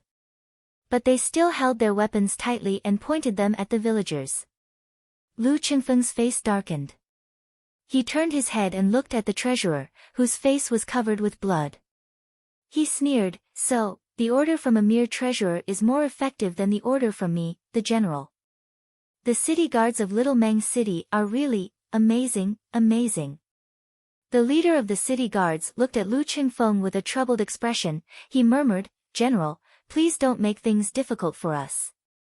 Before Lu Qingfeng could say anything, Wu Qi had started laughing. He threw the treasurer on the ground and stamped on his right shoulder. With a crack, the treasurer began to writhe madly. He screamed hoarsely. His left hand covered his right shoulder that had been shattered. His body twisted like a loach a few times, and then his eyes rolled back into his head and he fainted. Wu Qi snapped, "According to the military law of the Lu Kingdom, those who don't obey the order will be executed." Lu Qingfeng clenched his teeth and shouted, "Kill!" Xiaohe let out a roar like a mad bull. All the muscles on his body bulged. He held the spear tightly and thrust it toward the stunned city guard's heart. Never in his wildest dreams did the general expect that Lu Qingfeng would give the order to kill him. The long halberd pierced through his leather armor, and a 3-foot-long part of it came out of his back. Xiaohe let out a hideous laugh. He used both of his arms to lift up the city guard and threw the city guard away. The dead body of the city guard flew a few hundred feet away with a fountain of blood, then it fell right in front of the entrance of the Dianshi court, splashing a large amount of blood. The onlookers outside the Dianshi court screamed in fear and scattered away. A few of the Dianshi court's subordinates walked out of the hall in fear. They craned their necks to look at the scene, but none of them dared to make a sound. A large group of city guards rushed over in a hurry, looking at the dead bodies of their comrades on the ground in horror. A total of 700 to 800 city guards stood stiffly on the square, their eyes filled with complicated emotions as they kept glancing back and forth between Lu Qingfeng and the dead general. Wu Qi walked up to Lu Qingfeng. He snapped, "This is a good example, all of you pay attention. Those who don't obey the order of the general will be executed. You are the city guards of Little Meng City, you have to obey the order of the general, if not, you will be considered as rebelling." The city guards were stirred. A few middle-ranked city guards slowly loosened their grip on their weapons. They lowered their heads and didn't say a word. Lu Qingfeng snapped coldly, "Pass my order, gather all the city guards above the rank of lieutenant. I'm going to make a roll call today. I'll count to a few hundred, those who don't show up will be executed." Xiaohe walked up to the military drum outside of the general's Dianshi court. He hit the drum with his fist. The deep sound of the drum spread out, and in a blink of an eye, it had spread across the entire Little Meng City. Every time Xiaohe hit the drum, he would count to a few. Soon, a series of footsteps came from outside the square. All the city guards above the rank of lieutenant had arrived. When they saw the blood and dead body on the ground, they couldn't help but stop walking. A few of them had a weird expression on their faces, and when they looked at Lu Qingfeng, their eyes were filled with fear. Zhang Hu and the rest of the villagers knew something was wrong. They quickly pulled the villagers and drove the 30 carts away. Before leaving, he made a gesture to Wu Qi, expressing his gratitude to Wu Qi. Wu Qi just held his fist and bowed back to him. He didn't say anything. After Xiaohe had hit the military drum for 100 times, the general's Dianshi court was filled with over 130 city guards. These city guards were the commanders of nearly 8,000 city guards of Little Meng City, and among them, there were 18 deputy generals who held the highest position. Wu Qi didn't know much about the military system of the Lu Kingdom, but Lu Qingfeng was so angry that his teeth were trembling. According to the military system of the Lu Kingdom, 3,000 soldiers formed a brigade, and the highest officer of the brigade was a deputy general. Little Meng City had less than 8,000 city guards, and at most, there were 3 deputy generals. Now, there were 18 deputy generals in front of him, and over 40 lieutenants, and the rest were all high-rank lieutenants. What was going on? It was obvious that there were too many officers, and these people were just doing nothing in the city guards. Besides these officers, the bursary, war horse, labor officer, and barbarian officer all had the surname Yi. Just like the bursary officer who was injured by Wu Qi, the other 3 were Yi Yan's close family servants. With a gloomy face, Lu Qingfeng was sitting high up in the hall, his right hand knocking heavily on the table in front of him. Wu Qi was sitting beside Lu Qingfeng with his legs crossed, and said with a low voice, 8,000 city guards, how much do they get for a year? How much do they spend on armaments? And there are so many deputy generals, lieutenants, and lieutenants spending on food, drinks, and gambling. Little Meng City really has 8,000 city guards. Lu Qingfeng's body trembled.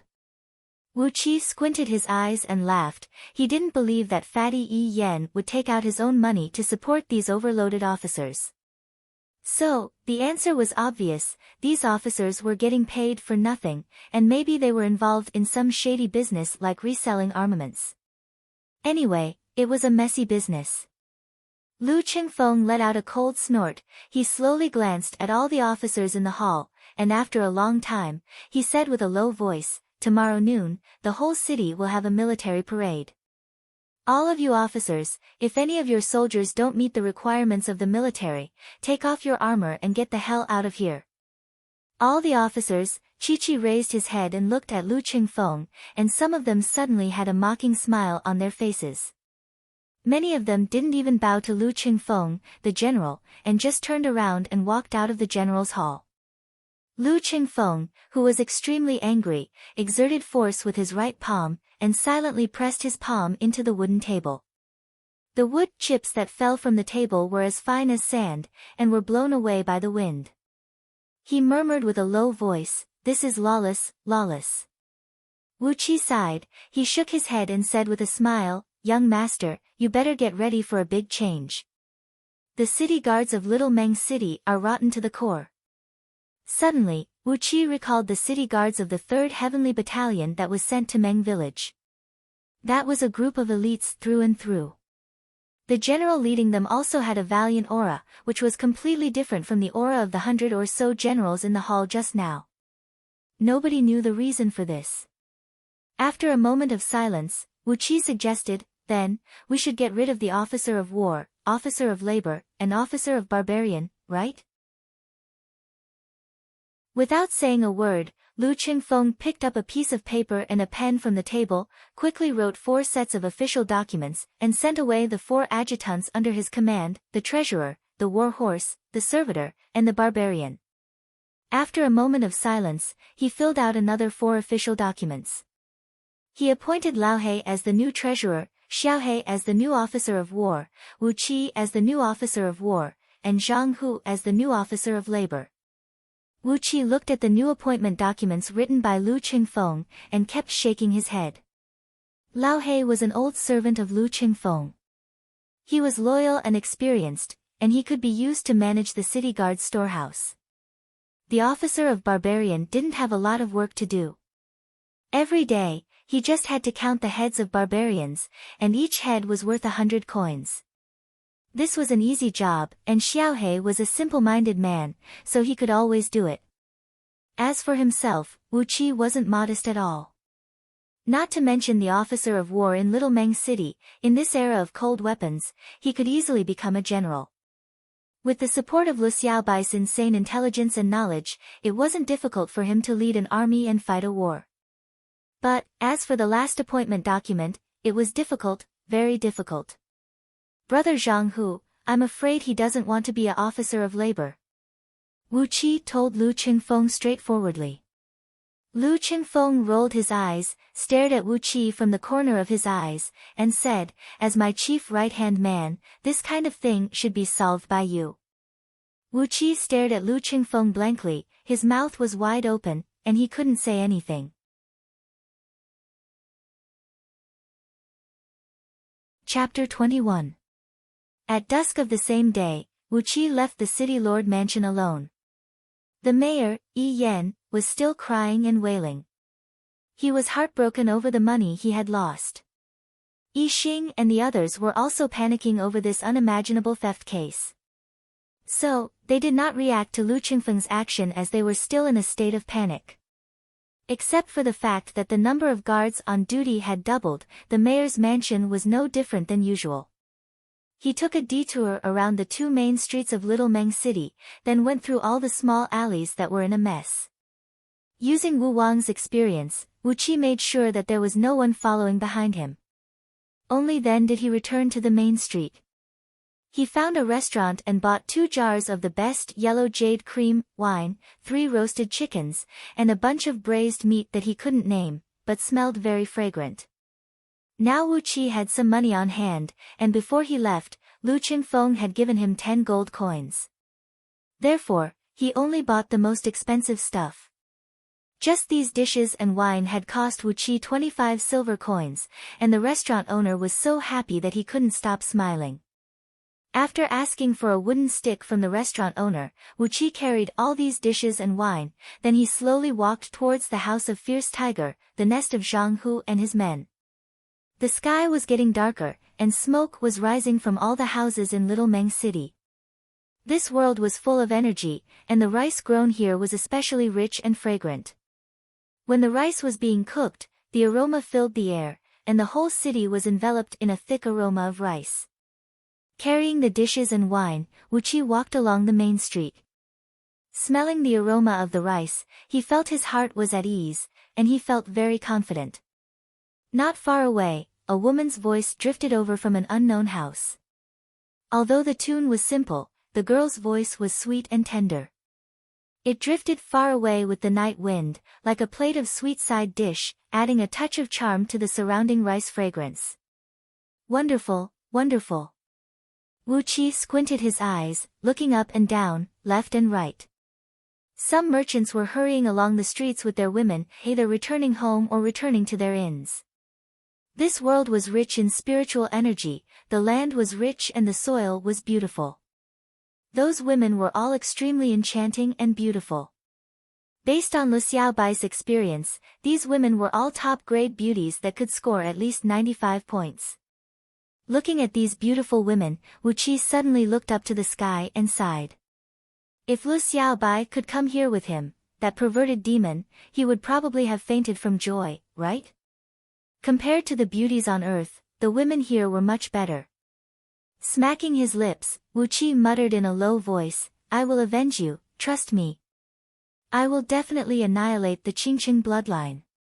Little Meng City wasn't a big city. After walking for less than 15 minutes, Wu Qi found the ferocious tiger residence located at the east of the city. This was a courtyard with 2 entrances, and there was a large field in front of it. In front of the gate, there was a flagpole, and on top of it, a yellow flag with a black tiger was fluttering in the wind. A few men with blades hanging from their waists were sitting on the stone steps in front of the gate, talking nonsense. Their stern eyes were staring at the passers-by, and none of them dared to slack off. Seeing Wu Qi coming, these few men stood up and bowed to Wu Qi with their fists cupped. Wu Qi bowed back, picked up some food and wine, and entered the courtyard. These few men were the barbarian hunters he had met in Meng village, so they could be considered as old acquaintances. Entering the courtyard, Wu Qi saw a large stone table was placed in the middle of the field. Zhang Hu and a few muscular men were sitting on the ground next to the stone table. Beside them were wine jars, and on top of the stone table was a large amount of grilled meat and dishes. Noises could be heard coming from the rooms on both sides of the field. The barbarian hunters working for Zhang Hu were having a good time eating and drinking in those rooms. Panting sounds of girls could be heard coming from a few of the rooms. From time to time, girls wearing red and green clothes would be carried into an empty room by the barbarian hunters, and soon, the same panting and moaning sounds could be heard coming from those rooms as well. Wu Qi smiled, he walked to the stone table, cupped his fist and bowed to Zhang Hu. Big brother Zhang Hu, you guys are having a good time. Zhang Hu gulped down a bowl of wine, then slammed the bowl onto the stone table. With a darkened face, he shouted, "Bullshit. If you didn't come, we would be having a good time, eating and drinking, and having fun with girls. You don't know how carefree that would be. But now that you're here, how could we have a good time?" Zhang Hu took out the green flame skeleton from his sleeve, and threw it to Wu Qi with a talisman stuck on it. Now the bursary officer should be in the hands of that young master from Lu family, right? According to the price of a lower-tier magical item, give me 100 gold ingots. This is only in Little Meng City. If we were in those big cities, how could a lower-tier magical item be worth so little?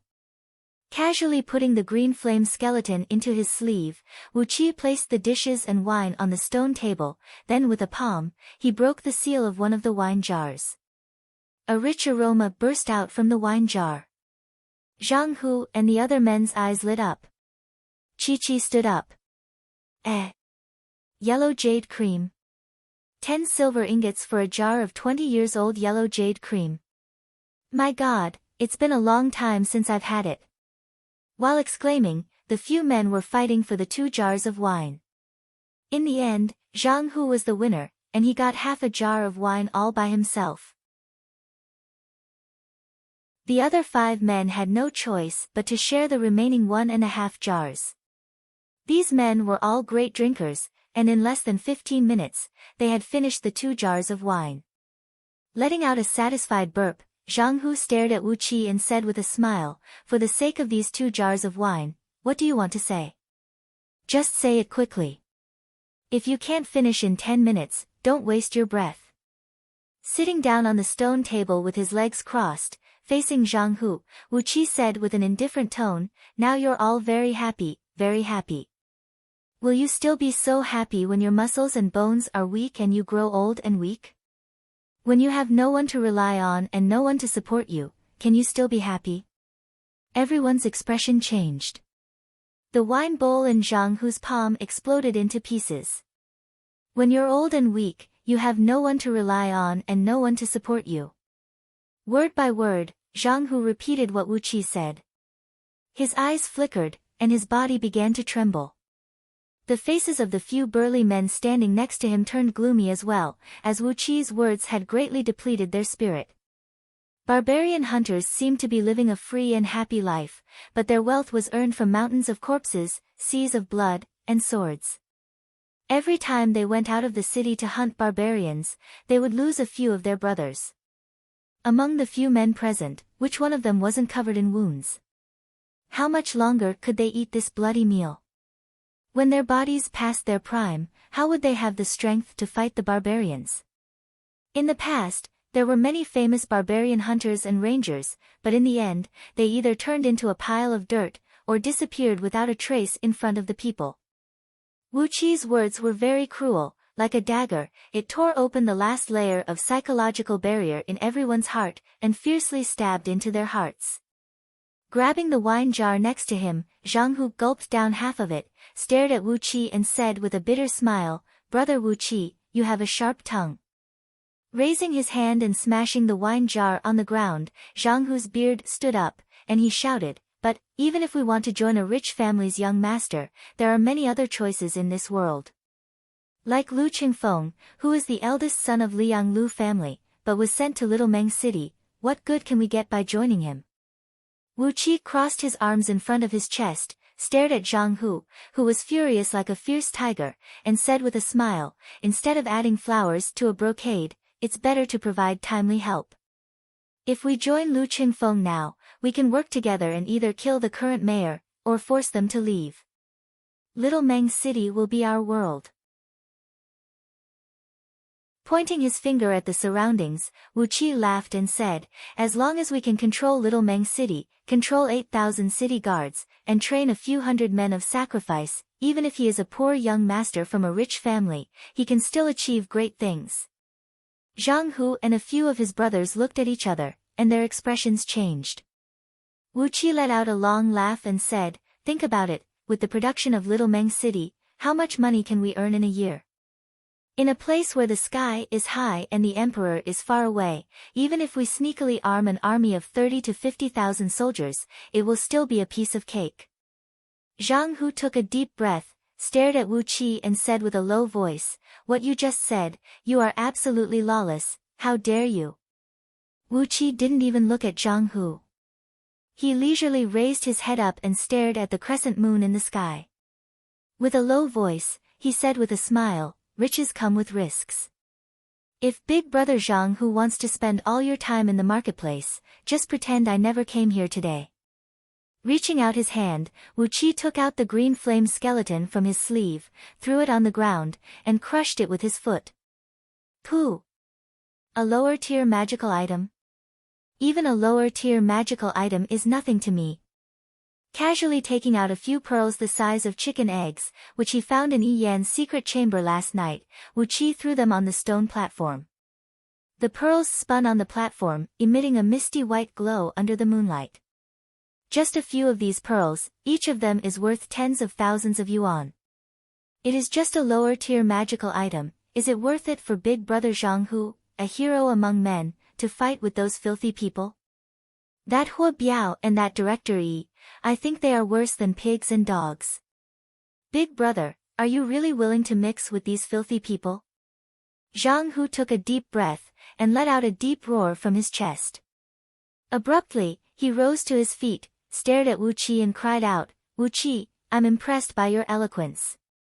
Good, good, good, I, Zhang Hu, will take another gamble in my life, I'll bet on a rich future. Don't get me and my brothers in trouble. Wu Qi turned around and walked out of the ferocious tiger courtyard. With a low voice, he said, I never let down my friends, my brothers. Tomorrow, report to the general's office, my big brother Zhang Hu, Zhang Hu. With a flip of his hand, the document signed by Lu Qingfeng, appointing Zhang Hu as a military officer, flew across the distance of 100 feet and landed in front of Zhang Hu. After drinking with Zhang Hu and the others, and chatting for a long time, when Wu Qi came out of the ferocious tiger courtyard, the moon was already hanging high in the sky, and there were not many people on the street. He staggered all the way back to the mayor's mansion, pretending to be a drunkard. He staggered all the way back to his bedroom, reeking of alcohol. With the help of the two maids, Wu Qi finished his bath and fell asleep on the bed. When the two maids fell asleep as well, and the surroundings were quiet, Wu Qi sneakily got out of the bed, just like last night, and sealed the acupoints of the two maids, making them fall into a deep sleep. Just like last night, Wu Qi cast the innate water escape art and created a cloud of mist to cover his body. Then, he sneaked into the mansion of Yi Xing and the others. In the mansions of the Dianli, Dianmin, and Dianxing, the combined wealth was less than half of what Yi Yan had. It only took Wu Qi half an hour to empty the storage rooms of the three families, and he even looted all the jewelry and accessories of the wives and concubines of the three families. After being busy for a while, Wu Qi buried all the valuables in the huge pit he dug last night. He carefully covered the pit with fallen leaves and dried branches, and then he happily returned to the mayor's mansion. After doing all that, no one noticed him. The dozens of dogs that were on night duty inside and outside the mayor's mansion didn't make a single sound. Early in the morning of the next day, 3 loud and miserable howls suddenly came from the backyard of the mayor's mansion.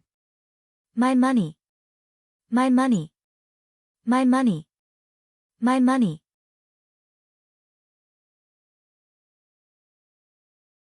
Chapter 22.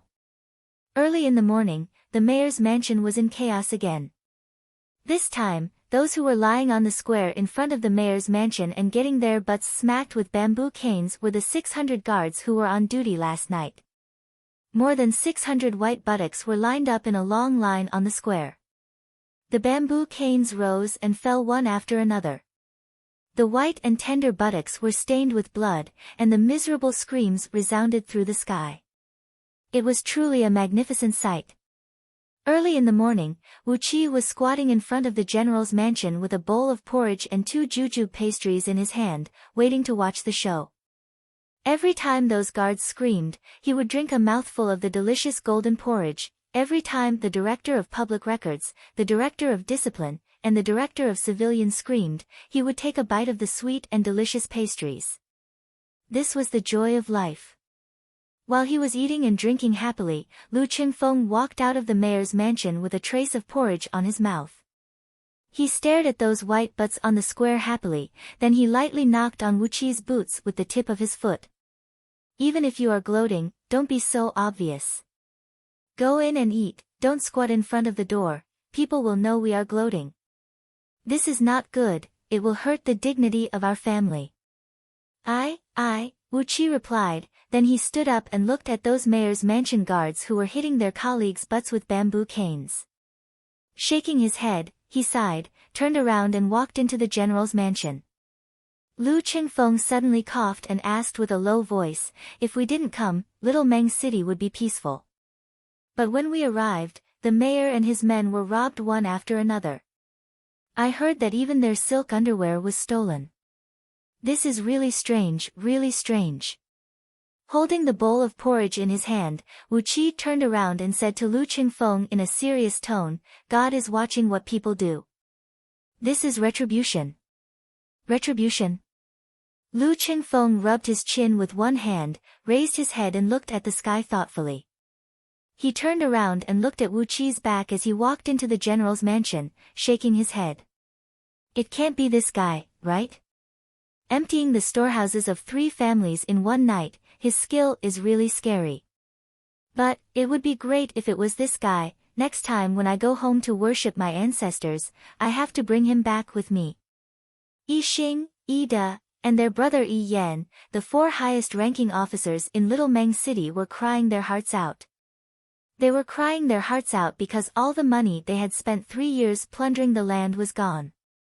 In a desolate place like Little Meng City, it took them 3 years of hard work to gather all their wealth. But now, all their hard work was gone in one night. How could they accept this cruel fact? The mayor's mansion had fallen into chaos. Even the fact that Lu Qingfeng had chased away all 4 of the general office's adjutants, no one cared about it for a while.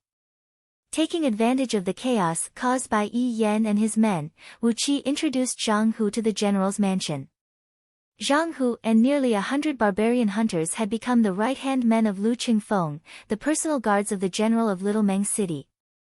Lao He, the bursary officer, had opened up the armory of Little Meng City, picked out a batch of high-quality armors and weapons and gave them to Zhang Hu and his men. With this, their combat effectiveness had increased by a few %. After busying himself for the entire morning, it was soon noon. All the men from the mayor's mansion had been sent out, roaming around Little Meng City, arresting all the strangers. Yi Yan and his men were so angry that they couldn't care less about what these people were doing. As long as they found someone they didn't like, they would arrest them. In just one morning, they had caught a few hundred unlucky fellows and thrown them into the prison of Little Meng City. Everyone in Little Meng City was in a state of panic. No one was paying attention to what Wu Qi and Lu Qingfeng were doing. At noon, on the drill ground on the west side of Little Meng City, a huge black flag was fluttering in the wind. On the flag, there was a light red vermilion bird spreading its wings and flying in the sky. On the body of the vermilion bird, there was an eye-catching silver thread embroidered with the word Lu. This was the flag of the Lu kingdom which Little Meng City belonged to. Surrounding the drill ground, dozens of huge flags were fluttering in the wind. The strong wind was blowing the flags, making ear-piercing flapping noises. A murderous and uneasy atmosphere had enveloped the entire drill ground. Over 7,000 city guards of Little Meng City standing on the drill ground had a nervous expression on their faces. Their hearts felt heavy. Black clothes, black armors, and all the weapons were painted black as well. A huge group of men and horses were standing on the drill ground.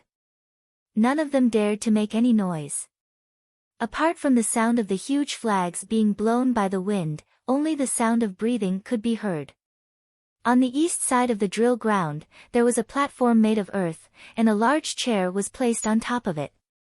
Lu Qingfeng, who was wearing a suit of armor and a sword hanging from his waist, was sitting straight on the chair, looking down at the thousands of soldiers down below. Lu Qingfeng had a gloomy expression, and his eyes were filled with a murderous intent. Zhang Hu and nearly 100 personal guards of the general's office were standing in a straight line under the platform. Every one of them was emitting a murderous aura, as if they were the god of death. They were staring fiercely at the city guards a few feet away from them. These barbarian hunters often fought with the barbarians in the woods, and they had killed countless people. Once they unleashed their murderous intent, the city guards in front of them didn't dare to move. With his hands behind his back, Wu Qi was standing next to Lu Qingfeng, staring down at the city guards thoughtfully. Based on Wu Wang's experience, these city guards were tall and strong. Their armors were bright, and their weapons were of the best quality. But, deep in their bones, they lacked the spirit of a real soldier. They were like steamed buns, tall and shiny, but when you need them, they will shrink. They had nothing to do with a real soldier. With these kind of soldiers, when the barbarians attack, they will suffer. Wu Qi clenched his teeth and shook his head. The corner of Lu Qingfeng's mouth twitched, and he let out a light snort. He tilted his head, squinted at Wu Qi, and asked with a funny tone, "Wu Qi, you know how to train soldiers?" Wu Qi nodded his head naturally. "If I don't know how to train soldiers, then no one in the world knows how to train soldiers." Lu Qingfeng was stunned. Xiao He, who was standing on his left, also turned his head to look at Wu Qi in shock. Wu Qi didn't know that in this world, poetry, books, etiquette, and so on were all in the hands of the rich and powerful families. As for books on the art of war, they were only passed down in secret among the upper echelons of the top families. A commoner from a humble background, he could be skilled in martial arts, he could be talented, but there was some knowledge that he definitely shouldn't be able to grasp. The art of war was an important matter for a country. Those who were proficient in the art of training soldiers were all great generals of a country. For a commoner like Zhang Hu, no matter how powerful he was, he could only lead his soldiers in a melee battle. It was absolutely impossible for him to train soldiers and arrange battle formations. "You know how to train soldiers? If you have time, can you discuss it with me?" Lu Qingfeng looked at Wu Qi suspiciously. Wu Qi sighed and nodded. "All right, when I'm in a good mood, I'll give you some pointers." Too lazy to dwell on this issue, Wu Qi suggested in a low voice, "Let's wait a little longer. The sun is scorching hot right now. Let's roast the city guards down there." Even if they colluded with each other in advance and wanted to do something else, after being roasted by the sun for 2 hours, I'm sure they won't have the strength to cause any trouble. Lu Qingfeng grinned. He secretly gave a thumbs up and praised maliciously, "Great."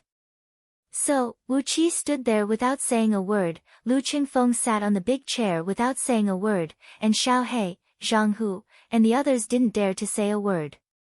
Which of the thousands of city guards on the drill ground dared to say a word? The scorching sun slowly poured down on the dead silent drill ground. The heat slowly piled up and rose all the way. From noon, he stood there for an hour and a half. Xiao Hei's skin was dark, which was the best at absorbing heat. His armor was already soaked with sweat. But he had a strong physique and was full of energy. He still kept his eyes wide open and stared at the city guards down below. Zhang Hu and the others were also suffering from the heat. But these barbarian hunters, even the weakest one, had an inner force that was equivalent to a cultivator of 30 years. As long as they circulated their inner energy, they could still raise their spirits and stand firmly on the spot. Lu Qingfeng was sitting on the big chair. He didn't use much of his strength, so there was no need to talk about him. In the water meridians in Wuqi's arms, the innate water energy was rolling like a tide. Waves of coolness seeped into his body, and a cool breeze was blowing gently around him. He couldn't feel any heat at all. Not even a drop of sweat came out of his body. He put his hands behind his back and slightly raised his head, looking thoughtfully at a white cloud in the sky. The natural energy in this world was abundant, and everyone's physique was more than 10 times better than the people on Earth. But the sun here was also very hot. The heat it released was directly proportional to the density of the natural energy in this world.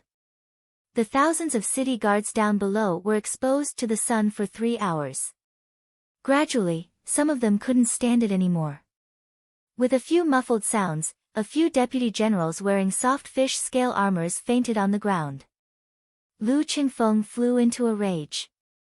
He couldn't wait to stand up, pointed his finger at the few deputy generals who had fainted and scolded, "Trash, you are all trash. As a deputy general, you can't even stand the heat and fainted in front of the soldiers. What qualification do you have to lead the army? What qualifications do they have to lead the army? Come on, take off their armors, take away their weapons, and chase them out of the drill ground. Strip them of their status as generals." Zhang Hu led a few of his subordinates and pounced on them like wolves and tigers. They stripped the unlucky deputy generals of their armor and left them with only a pair of underwear. Then, they dragged them all the way out of the drill ground and threw them under the shade of a tree outside the drill ground. A few documents prepared by Lu Qingfeng were thrown on their bodies, announcing that they had been stripped of their position as generals of Little Meng City. Seeing those deputy generals being stripped naked and dragged away, a few of them screamed on the spot. It's unfair for the general to handle things like this. While these deputy generals were trying to stir up the soldiers' morale, provoking their dissatisfaction and threatening Lu Qingfeng, Wu Qi had already jumped down from the mud platform and rushed to their side. Unfair? What do you mean unfair? Wu Qi scolded with a loud voice, then he thrust out his hand of web and unleashed it. A bone-piercingly cold, invisible whirlpool emerged out of nowhere, stirring up the surrounding air and producing a strange buzzing sound. Wu Qi grabbed 2 deputy generals who were the leaders of the troublemakers and pressed his palm onto their dantian. The soft palm force penetrated into their bodies, and the negligible internal energy of these 2 generals was shattered by Wu Qi's palm force. Casually, Wu Qi threw away 2 deputy generals whose dantian was destroyed and were coughing up blood, then he grabbed a few other deputy generals who were screaming and yelling, and pressed his palm on their dantian like what he did earlier. Before these few deputy generals could lead their soldiers to cause trouble, their cultivation was destroyed by Wu Qi, and they were severely injured and fell to the ground, vomiting blood. Wu Qi pulled back his palm, quickly took a few steps back and shouted, spreading lies to confuse the people and shake the soldiers' morale. According to the law, they should be beheaded. Xiao He, behead them. Xiao He let out a strange laugh and leaped down from the platform. He rushed to the few deputy generals who had fallen to the ground and pulled out the broadsword hanging on his waist. Cries of alarm came from all directions. The broadsword flashed for a few times, and the heads of 5 deputy generals were sent flying a few steps away by the fountain of blood. The murderous aura on the drill ground grew stronger and stronger, and the orderly formation of the city guards began to move. Suddenly, Lu Qingfeng let out a cold snort and shouted from the platform, "What are you trying to do? Are you trying to rebel?" A heavy accusation was put on them, and the lower-ranked soldiers all stopped in their tracks. The remaining deputy generals, captains, and lieutenants tried to instigate the soldiers around them in low voices, but under the heavy pressure of the military law, except for a few hardcore soldiers, who dared to act recklessly. Lu Qingfeng sneered, took out a large stack of documents from the bag beside him and threw them on the ground. Dismiss all the generals in the city guards. Take off your armors, leave your weapons, and get out of the drill ground. Anyone who dares to violate the order will be beheaded. With the bloody heads on the ground as an example, and then looking at the brave and fierce Zhang Hu and his men, all the generals were struck dumb. Under the stern voice of Wu Qi, all the generals in the city guards were chased out of the army.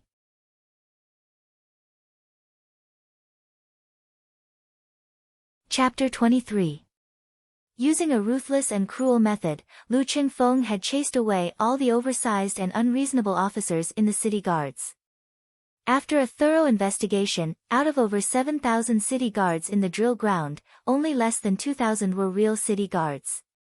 The rest of them were hired by those officers just to fool Lu Qingfeng. Those soldiers who had their identities found out were feeling nervous, not knowing how Lu Qingfeng would deal with them. In the end, under Wu Qi's suggestion, all the soldiers on the spot, no matter they were real soldiers or those hired by those officers, had their names registered in the military register, and officially became the city guards of Little Meng City. Lu Qingfeng used up all his personal wealth and gave a hefty reward to those city guards, who were still in a state of shock, temporarily calming down the morale of these city guards. After that, Zhang Hu and a few others immediately filled in the military register, and became the officers of this city guards. Wu Qi also suggested to reorganize the battalions of city guards, and try to reduce the influence of the original officers to the minimum, thus ensuring the stability of the new city guards. After all, Lu Qingfeng was the official officer of Little Meng City. As long as he gave these soldiers special treatment, and let Zhang Hu and a few others train them hard, even better, until their brains turned into sweat, this army would not have any more accidents. As time went by, the morale of the soldiers would be slowly stabilized, and the city guards of Little Meng City would truly become Lu Qingfeng's private army. Zhang Hu and a few others led the soldiers back to their barracks. On the way back to the general's office, Lu Qingfeng was in a good mood. Wu Qi, if not for the sudden change in Yi Yan and his men, I'm afraid we wouldn't be able to take over this army so easily. Although there are less than 2,000 old soldiers in this army, all of them have good potential. With some good training, they will become qualified soldiers. Looking at Wu Qi thoughtfully, Lu Qingfeng smiled and said, speaking of which, we need to thank that thief who emptied the mayor's mansion. Wu Qi looked up at the sky, smiled and said, a good man will be rewarded. That thief has done you a great favor this time, he will definitely be lucky. Lu Qingfeng nodded his head, looked at Wu Qi from head to toe for a while, and finally shook his head. This didn't look like something Wu Qi would do. Did he think those hundreds of guards in the mayor's mansion were weak? Wu Qi was only at the peak of the Hotian level, how could he sneak into the mayor's mansion and empty so many treasures in one night? Wu Qi glared back at Lu Qingfeng, smiled and said, the city governor and the others should have come back to their senses today. Their men in the general's mansion have been driven away, and those useless people in city guards were also driven away. Their men in city guards have been wiped out. Beware. Lu Qingfeng knitted his brows, lowered his head and pondered for a while, then shook his head and said, not really. The aristocratic families have their own rules, and I'm using the Lianglu family as a disguise. I'm the general of Little Meng City, and I have the final say in the army. Unless I start a rebellion, they can't interfere with the city guards. After listening to Lu Qingfeng's words, Wu Qi didn't say anything. Maybe he was right, or maybe he was wrong. But Yi Yan, that fat bastard, would he really give up on the city guards? The salary of thousands of soldiers every year was too much for him to handle.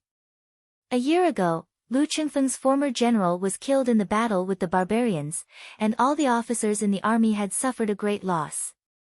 Immediately, Yi Yan and a few of his brothers started to take action, squeezing out all the capable officers in the army, and replacing all the soldiers who could fight. Some of them were forced to leave the barracks, and some became the personal guards of the mayor's mansion. In the end, among the city guards, Only a group of cavalries from the 3rd Heavenly Battalion, which was sent to Meng village a few days ago, was left with the last elite force left behind by Lu Qingfeng's former general. Under the control of Yi Yan and his men, the salary of thousands of city guards was a huge sum of money. For the past year, these city guards had never gone out for training, and their weapons were still in good condition. The treasurer appointed by Yi Yan still reported the daily losses of nearly 8,000 soldiers, and the replacement of thousands of armors and weapons had fallen into Yi Yan's hands. The Lu kingdom was a powerful kingdom, and their soldiers were well equipped. A complete set of weapons was worth a lot of money, and the profit from these thousands of weapons was enough to add another layer of meat to Yi Yan's belly. All this information came from Zhang Hu, who had been living in Little Meng City for a few years, and he knew the changes in Little Meng City guards very well. Zhang Hu understood Yi Yan's character very well. Wu Qi didn't believe that Yi Yan would let Lu Qingfeng organize the city guards after he regained his composure. Looking at Lu Qingfeng, who was in high spirits and brimming with confidence, Wu Qi coughed and pointed his finger at his right shoulder, which was still wrapped tightly. Lu Qingfeng's face darkened immediately. A smart man doesn't need to say much, a gesture is enough to explain a lot of things. Yi Xing's right-hand man provoked Wu Qi face to face. This was the same as Yi Xing provoking Lu Qingfeng face to face. Yi Yan and his men were sent to Little Meng City as the mayor, and they were just the sons of the concubines of the Yi family. By openly expressing their hostility to Lu Qingfeng, there was a strong sense of conspiracy behind this.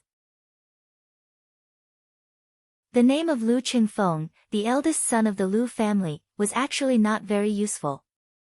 Just as expected, when the group returned to the mayor's mansion, the stout Yi Yan, who looked like a small hill, was standing in front of the gate with his men.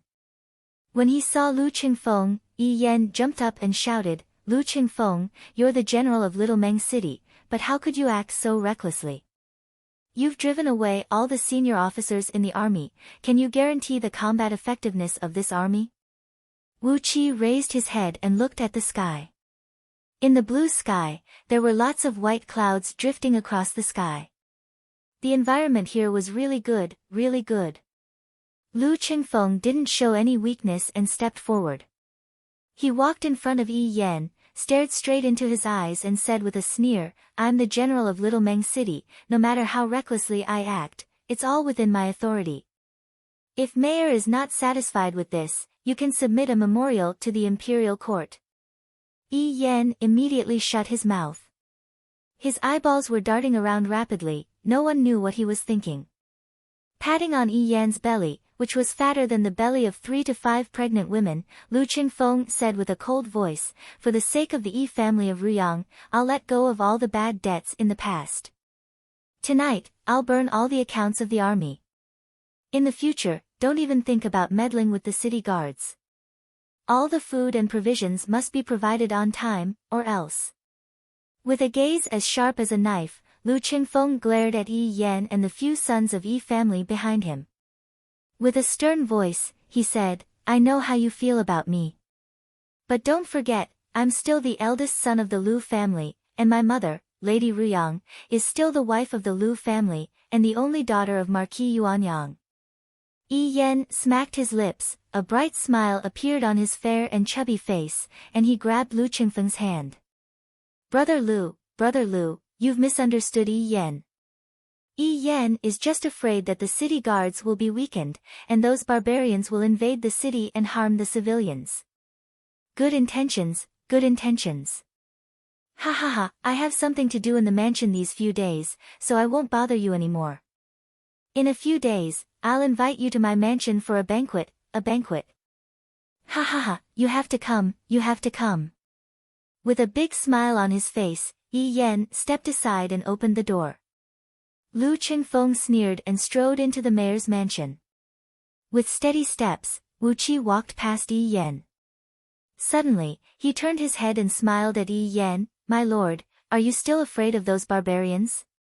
With just the walls of the mayor's mansion and the thousands of elite guards, how could those barbarians break into the city?" Yi Yan was polite to Lu Qingfeng, but he didn't care about Wu Qi. He humped arrogantly, raised his head and said, "What do you know? I'm a compassionate man, but I pity the people of Little Meng City. Those barbarians are the ones who are going to suffer. Wu Qi turned around and faced Yi Yan, pointing his finger at the backyard of the mayor's mansion, smiled and said, "My lord, you're a rich man.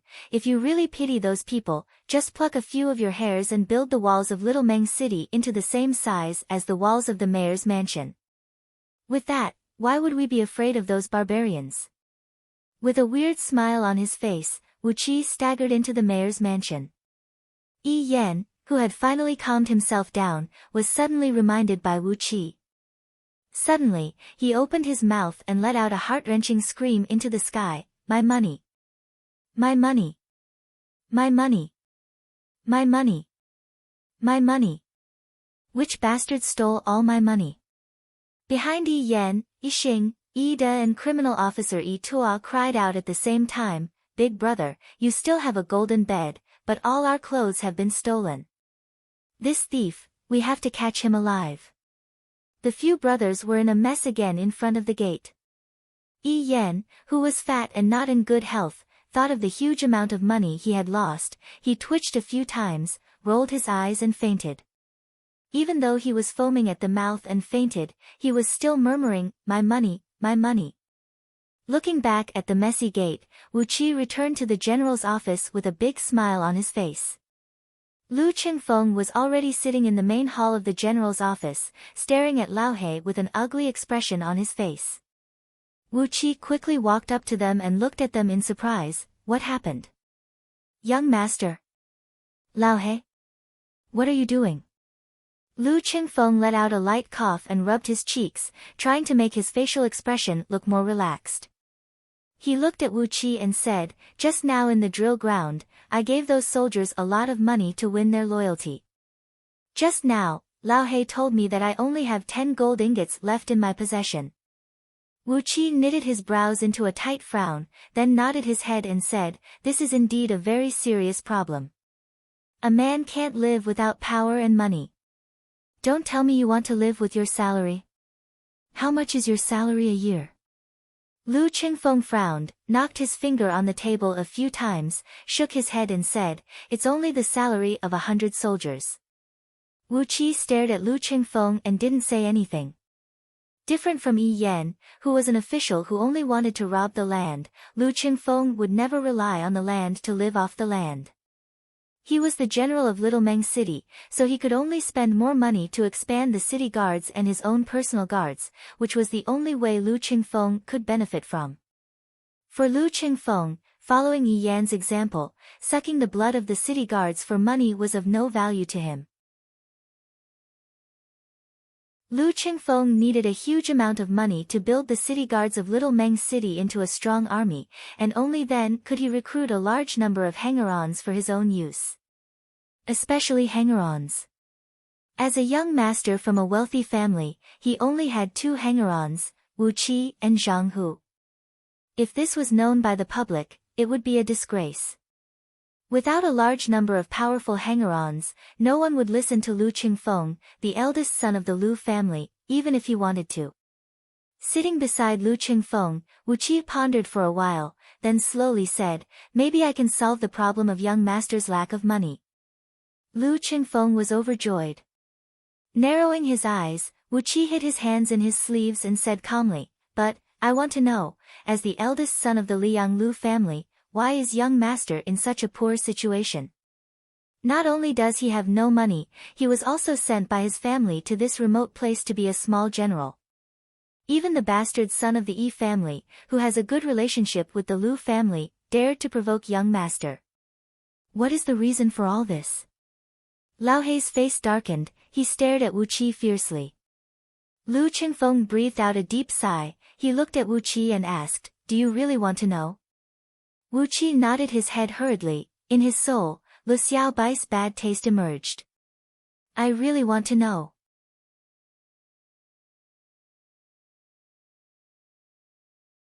Chapter 24. Lu Qingfeng's story was simple, but also ridiculous. His mother, Lady Ruyang, was the only daughter of Marquis Yuanyang of the Lu Kingdom. She came from a noble family, and although she had an extraordinary background, she had a bad character. Marquis Yuanyang and the eldest son of the former leader of the Lu family had arranged a marriage between the two families. Marquis Yuanyang had a great influence in the army of the Lu kingdom, and the Lu family had a strong influence among the civil officials in the Lu kingdom. They were a wealthy family, and their wealth ranked in the top 3 in the Lu kingdom. The marriage between the two families was a win-win situation for both sides to work together.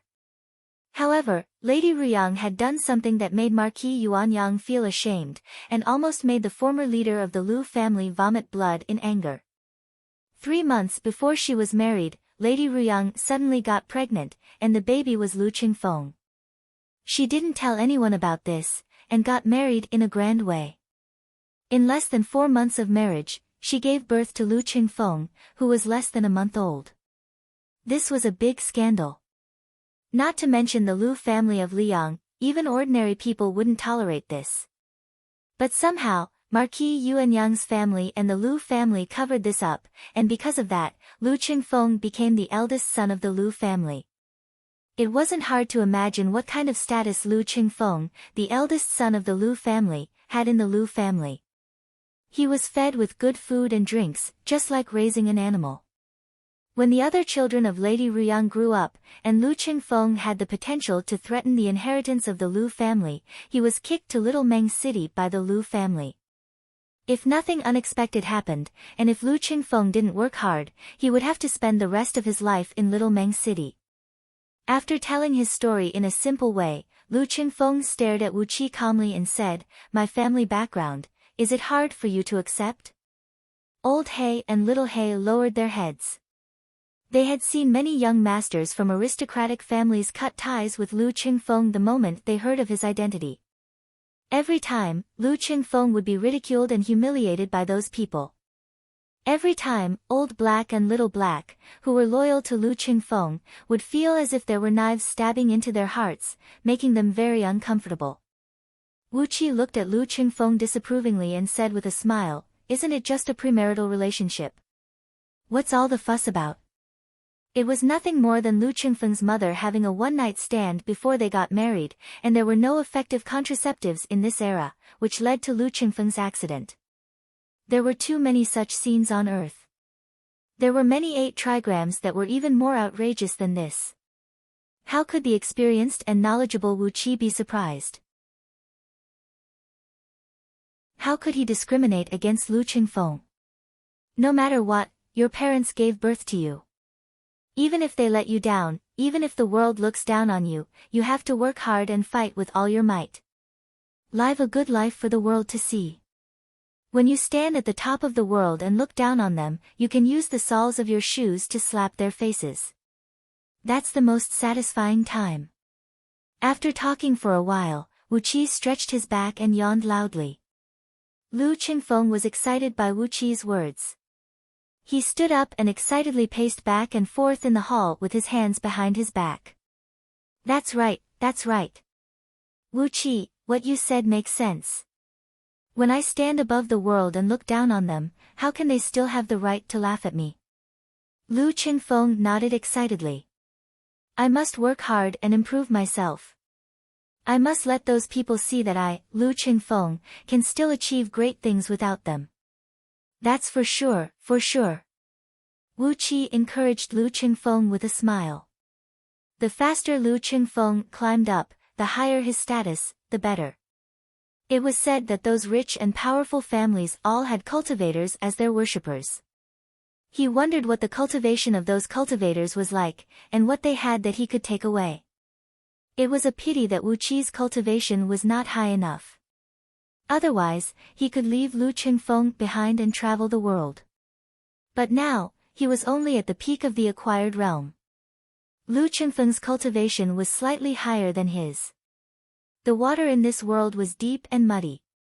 Before he had enough power to protect himself, and before he had enough knowledge of this world, Wu Qi would never leave Lu Qingfeng. Right now, Lu Qingfeng was Wu Qi's biggest protection. He was the key to entering this world. Standing up, Wu Qi raised his head and looked at the sky outside. It was dusk. He lowered his voice and murmured, since you are being honest with me, Wu Qi will not lie to you. Please prepare a few cauldrons for us tonight. Cauldrons? Lu Qingfeng looked at Wu Qi with a strange expression. What do you need cauldrons for? Wu Qi looked at Lu Qingfeng in surprise, smiled and said, to smelt gold, of course.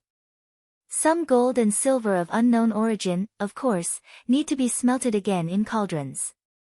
Do you want me to use the original gold and silver? Lu Qingfeng blinked his eyes quickly and murmured, I heard that Yi Yan has a bed made from pure gold. That is worth at least 300,000 gold.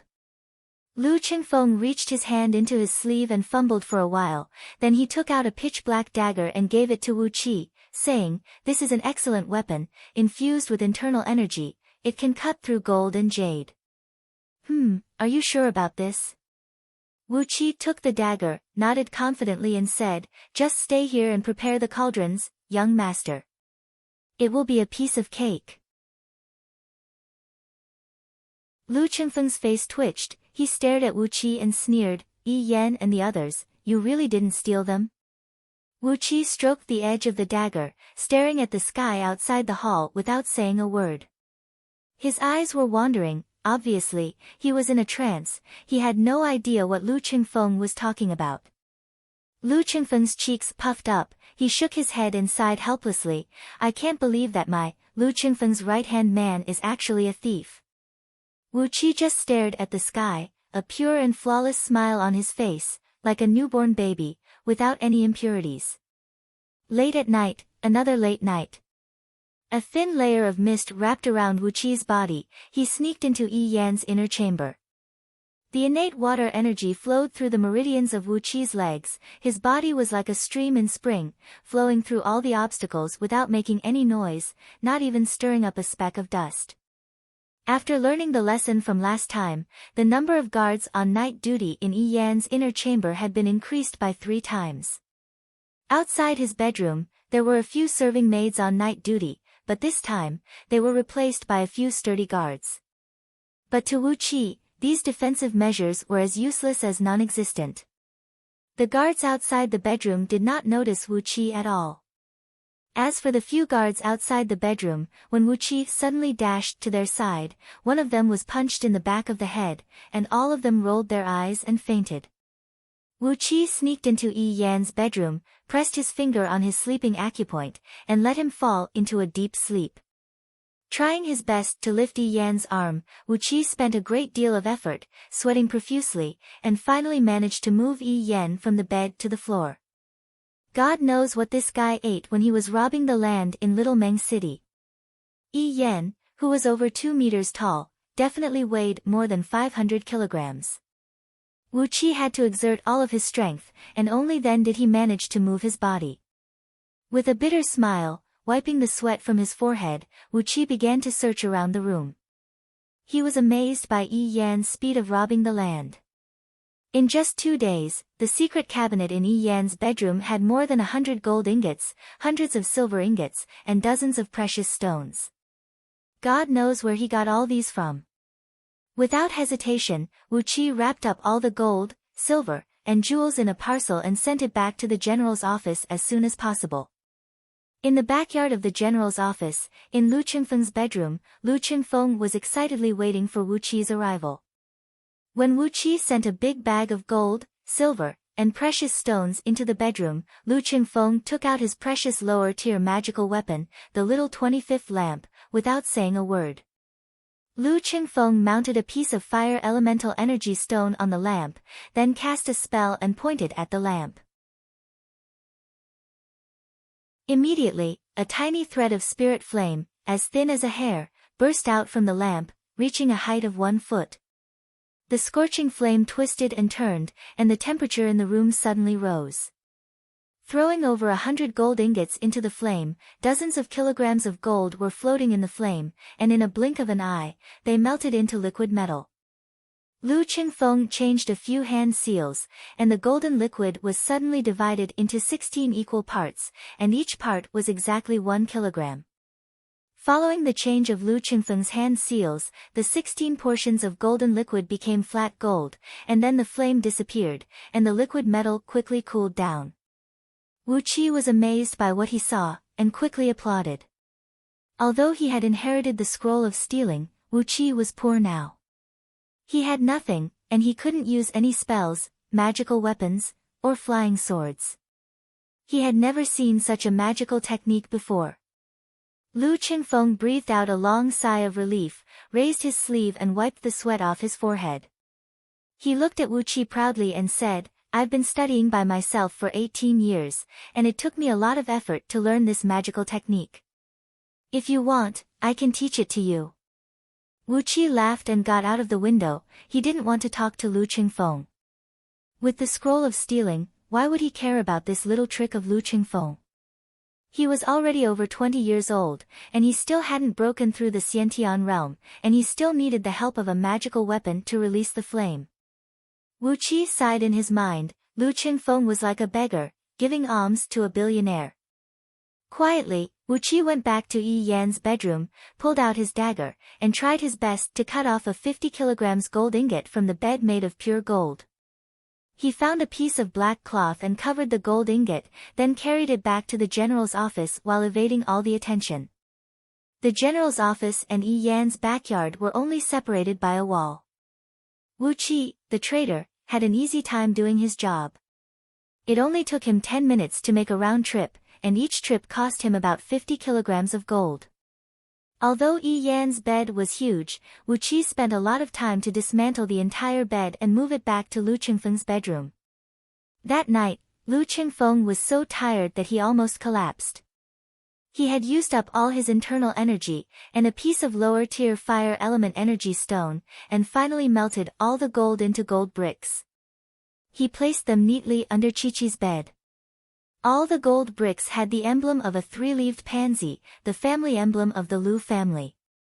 With this symbol on them, no one would dare to say that these gold bricks were transformed from Yi Yan's bed. They could only assume that Lu Qingfeng had brought them from the Lu family. Early the next morning, Wu Qi and Lu Qingfeng were squatting in front of the general's office, each holding a bowl of porridge, and the other holding 2 jujube pastries. When the sun rose from the east, a shrill howl that sounded like a cuckoo crying blood and a sorrowful howl that sounded like the cries of the apes in the Wu Gorge suddenly came from the inner courtyard of the mayor's mansion. My bed, my pure gold bed. Ah, which bastard stole the last of my belongings?" Very soon, chaotic screams could be heard from the inner courtyard. "Someone, hurry up and find a doctor. Sir is vomiting blood and fainting."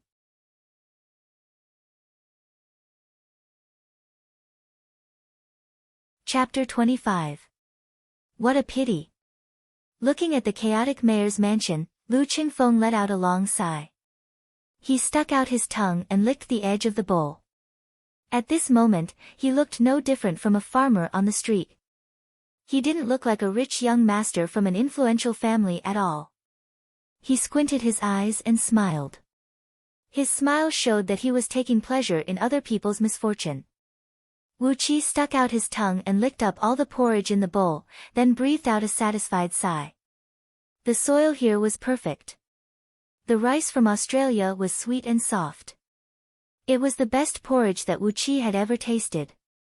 After finishing the bowl of porridge, his stomach felt warm. The fragrance of the rice seemed to be coming out from his pores, giving him a heavy sense of satisfaction. This is karma. He pressed his right shoulder, which was still tightly wrapped, and breathed out a deep sigh. When Yixing asked his right-hand men to provoke us, he should have known this day would come. Obviously, they are our enemies, not our friends. When dealing with an enemy, we have to be ruthless. We have to attack his biggest weakness. If he likes beautiful women, let a group of ugly men surround him. If he likes handsome men, let a group of ugly women surround him. Lu Qingfeng tilted his head and looked at Wu Qi thoughtfully. Then, what about a miser like Yi Yan? Wu Qi let out a subtle smile and said, of course, we have to respond to the punishment given to him by the heavens. We have to take away his last penny. Let them lose their focus, let them be in a mess, and when no one is in charge, we will be able to show our strength and gain a foothold in Little Meng City. Baring his teeth, Lu Qingfeng stared at the messy mayor's mansion, which looked like a burning hornet's nest. He nodded his head in agreement. Yi Yan and his 3 brothers were in a mess right now. They were both sad and frightened. It was obvious that their minds were in a mess. If he wanted to do something in Little Meng City, the obstacles would be much smaller. Lu Qingfeng fell into deep thought. What should I do when Yi Yan and the others are in a mess? Obviously, Yi Yan and his brothers did not have a good attitude towards Lu Qingfeng. Little Meng City was their territory, and Lu Qingfeng had interfered with their business, which had ruined their source of income.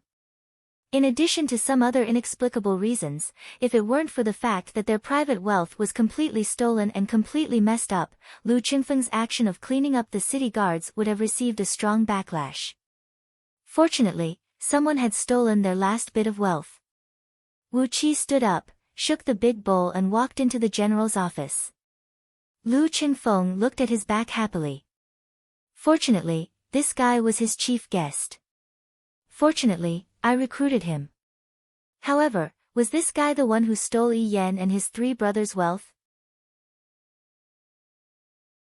The mayor's mansion was in a mess from early in the morning until noon. Wu Qi had helped Lu Qingfeng settle a few military affairs in the general's office, but he could still hear the noises and cries coming from the inner courtyard of the mayor's mansion. Especially that fat bastard Yi Yan's cries, they were extremely loud and penetrating. Not only the mayor's mansion, almost half of Little Meng City could hear his cries. But, no matter how sad Yi Yan and his brothers were, it had nothing to do with Wu Qi and his men. Early in the morning, Zhang Hu led 4,000 city guards and left the city. They were going to Meng Village to replace the few hundred elite soldiers of the 3rd Battalion who were sent to Meng Village. The 3rd Battalion was the last elite force left by the previous general of Little Meng City. The commander of the 3rd Battalion, Hu Xiaowei, obviously didn't agree with Yi Yan and his men, and he often went against them. Therefore, when Lu Qingfeng was appointed as the general of Little Meng City, Yi Yan was afraid that Hu Xiaowei would get involved with Lu Qingfeng, so he quickly sent Hu Xiaowei to Meng Village. According to Yi Yan's plan, it would be better if Hu Xiaowei and the soldiers of the 3rd Battalion died in Meng Village. After all, there were countless barbarians in Meng Mountains, and there was a high chance that the entire 3rd Battalion would die in battle. When they all died, that would be what Yi Yan wanted. Wu Qi would never let an elite force like this, especially an elite force that didn't agree with Yi Yan and his men. Especially when they were short of manpower. The main reason why he sent 2,000 city guards to Meng Village was to train the soldiers. It would be best if the barbarians attacked Meng Village every day, and let these soldiers and barbarians fight each other. This was the fastest way to train the soldiers. Maybe the casualties would be high, but there were countless warriors in Little Meng City, so it wouldn't be difficult to replenish the number of soldiers. The 8,000 city guards of Little Meng City would be rotated every month, and 2,000 soldiers would be stationed in Meng Village. During normal days, even if the barbarians didn't cause any trouble in Meng Village, these city guards would attack the barbarians in the surrounding areas. As the officer of Little Meng City, Zhang Hu brought an official letter from Lu Qingfeng, recruiting 300 young men from Meng Village to be the personal guards of the general's office. In Wu Qi's eyes, these simple, honest, and simple-minded people from Meng Village, but they were quite strong, were the best candidates for the position of personal guards. The people of Meng Village had nothing to do with the mayor's mansion, and as long as Lu Qingfeng was willing to help them, their loyalty was not a problem. 300 young men joining the army would definitely affect the defense of Meng Village, but with 4,000 city guards stationed in Meng Village, the combat strength of these 300 young men was not that important. Quickly accumulating a group of loyal and reliable personal guards would increase the combat strength of Little Meng City's city guards. Wu Qi's suggestion killed 2 birds with 1 stone, and it was praised by Lu Qingfeng and the people of Zhang Hu's tribe. Besides Zhang Hu bringing the city guards to Meng Village, Wu Qi had also sent out his men to recruit new soldiers in Little Meng City early in the morning. In Wu Qi's eyes, 8,000 city guards were not enough. If Lu Qingfeng really wanted to have a foothold in Little Meng City, he had to expand his army. After all, with the support of Yi Yan's golden bed, which was worth hundreds of thousands of gold coins, Little Meng City could easily afford 20,000 city guards, and the armors and weapons were also not a problem. After a busy morning, Wu Qi finally finished all these things, and Lao He rushed to the main hall of the general's office. Those men from Meng village pulled a cart to the barbarian office, and exchanged the barbarian's head for a reward of 200,000 gold coins. The villagers of Meng village knew that Zhang Hu had joined the new general, so they asked Lao He to pass half of the money to Zhang Hu. After buying a lot of linen, salt, hard liquor, and other daily necessities in the streets of Little Meng City, they went back to Meng village happily. But Lao He had a problem. The reward given by the barbarian office to the villagers of Meng village was from the military fund of the city guards. Under the control of Yi Yan, the military fund of the city guards was enough to starve a rat to death. Putting aside the half of the reward given to Zhang Hu, the reward given to the villagers of Meng village was less than 100,000 gold coins, and it was enough to take away all the remaining money of the city guards. With a frown on his face, Lao He stood in the main hall of the general's office, and worriedly said to Lu Qingfeng, "This reward was given by the mayor's mansion, one barbarian's head is worth 100 coins. Logically, after the general's office pays for the head, we should get the money back from Little Meng City." Lu Qingfeng was sitting behind the table, and asked in surprise, "According to the rules, you should go to the treasurer of Little Meng City to get the money back, right?" Lao He humphed angrily, then he stomped his feet and said, "The treasurer of the mayor's office said, without the mayor's order, no one is allowed to touch a single coin in the city guard's office." Lu Qingfeng humphed coldly. Wu Qi strode over to Lao He and grabbed the document signed by Lao He in the name of the barbarian officer. The document stated that the villagers of Meng village had sent 1,975 barbarian heads, and the treasurer of the general's office had paid them 197,500 gold coins. All the money would be taken from the military fund of the city guards, and would be given to the treasurer of Little Meng City to supplement the military fund. Don't want to pay? Lao He, go to the barracks and get 2,000 men who are brave enough to risk their lives. Let them follow us to meet the treasurer of the mayor's office. Lao He answered excitedly. He gazed at Lu Qingfeng, and when he saw the smile on Lu Qingfeng's face, Lao He immediately ran out of the barracks. 15 minutes later, Lao He pulled out 2,000 soldiers from the barracks of city guards, lined up, and rushed into the mayor's mansion. Wu Qi didn't say much to these soldiers. He waved Lu Qingfeng's token in front of them, then he quickly brought them to the storeroom located in the center of the mayor's mansion. According to the official system of the Lu Kingdom, under the mayor of Little Meng City and his 4 assistants, there was a treasurer position. Their responsibilities were similar to the accounting and cashier positions that Wu Qi was familiar with. The general had his own treasurer, who was in charge of handling the military funds and weapons. The office of the registrar had his own treasurer, who was in charge of handling the salaries and office expenses of all the officials. The treasurers under the jurisdiction of the Director of Justice and the Director of Public Affairs had similar responsibilities. The treasurer, who was directly under the mayor, Yi Yan, was in charge of the entire Little Meng City's finances and taxes, and he was in charge of the allocation of funds to the 4 assistants. Therefore, the treasurer of the mayor's mansion had a very high position and power, and only the person who was close to the mayor could hold this position. The current treasurer of Little Meng City was Yi San, Er's personal servant, who grew up with Yi Yan. Because he had become an official, he didn't like the name Yi San, so he asked Yi Yan to give him a new name, Yi Shan. His name was Yi Shan, but this guy didn't look like a mountain. Yi Shan was short and skinny, which was the opposite of his master, Yi Yan.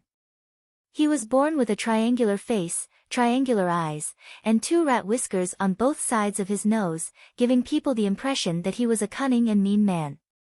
When Wu Qi brought a large group of men and arrived at the coffer room of the mayor's mansion, Yi Shan was standing in front of the coffer room. His eyes were rolling, and no one knew what he was thinking. 200 mayor's mansion guards who were responsible for guarding the coffer room were standing in front of the door, giving off an intimidating aura. The coffer room of Little Meng City was paved with green stone, and embedded with a half-foot thick steel plate. It was strong and sturdy, so no one could break it. The door of the coffer room was made of two 1-foot thick doors made of black iron.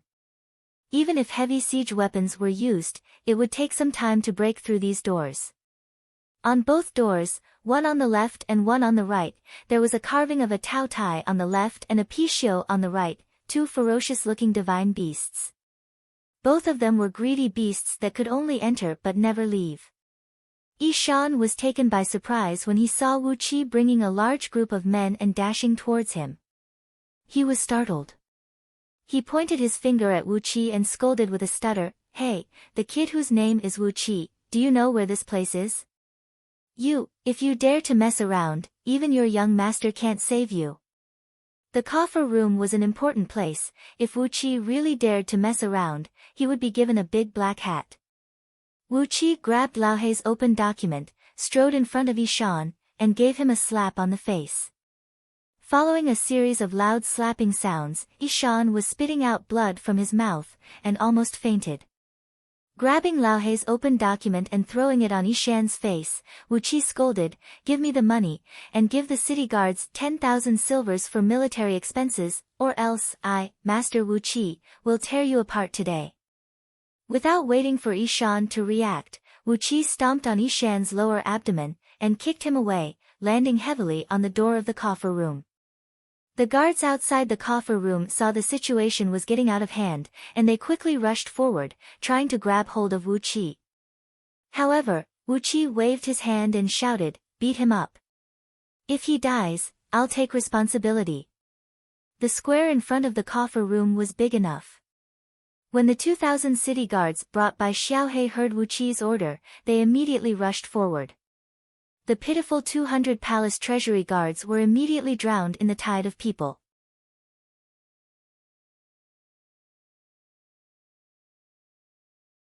Chapter 26. Stepping heavily on Yishan's chest, Wu Qi almost broke his ribs. Looking down at Yishan, Wu Qi said seriously, "I have the official military document. If you don't pay, you are delaying the military plan." "What is the punishment for delaying the military plan in the Lu Kingdom?" "But I think, even if I cut off your head, no one can say anything about it, right?" Yishan looked at the guards of the treasury in fear. 200 guards were already lying on the ground. The soldiers brought by Wu Qi had 10 of them attacking one guard at a time, and they did not hold back when attacking. As a result, all 200 guards were severely wounded, and a few of them were coughing up blood and falling unconscious. If they were not treated in time, perhaps they would lose their lives. Looking at Wu Qi with hatred, Yishan said darkly, "Wu Qi, I will give you the money. It's just a little bit of money.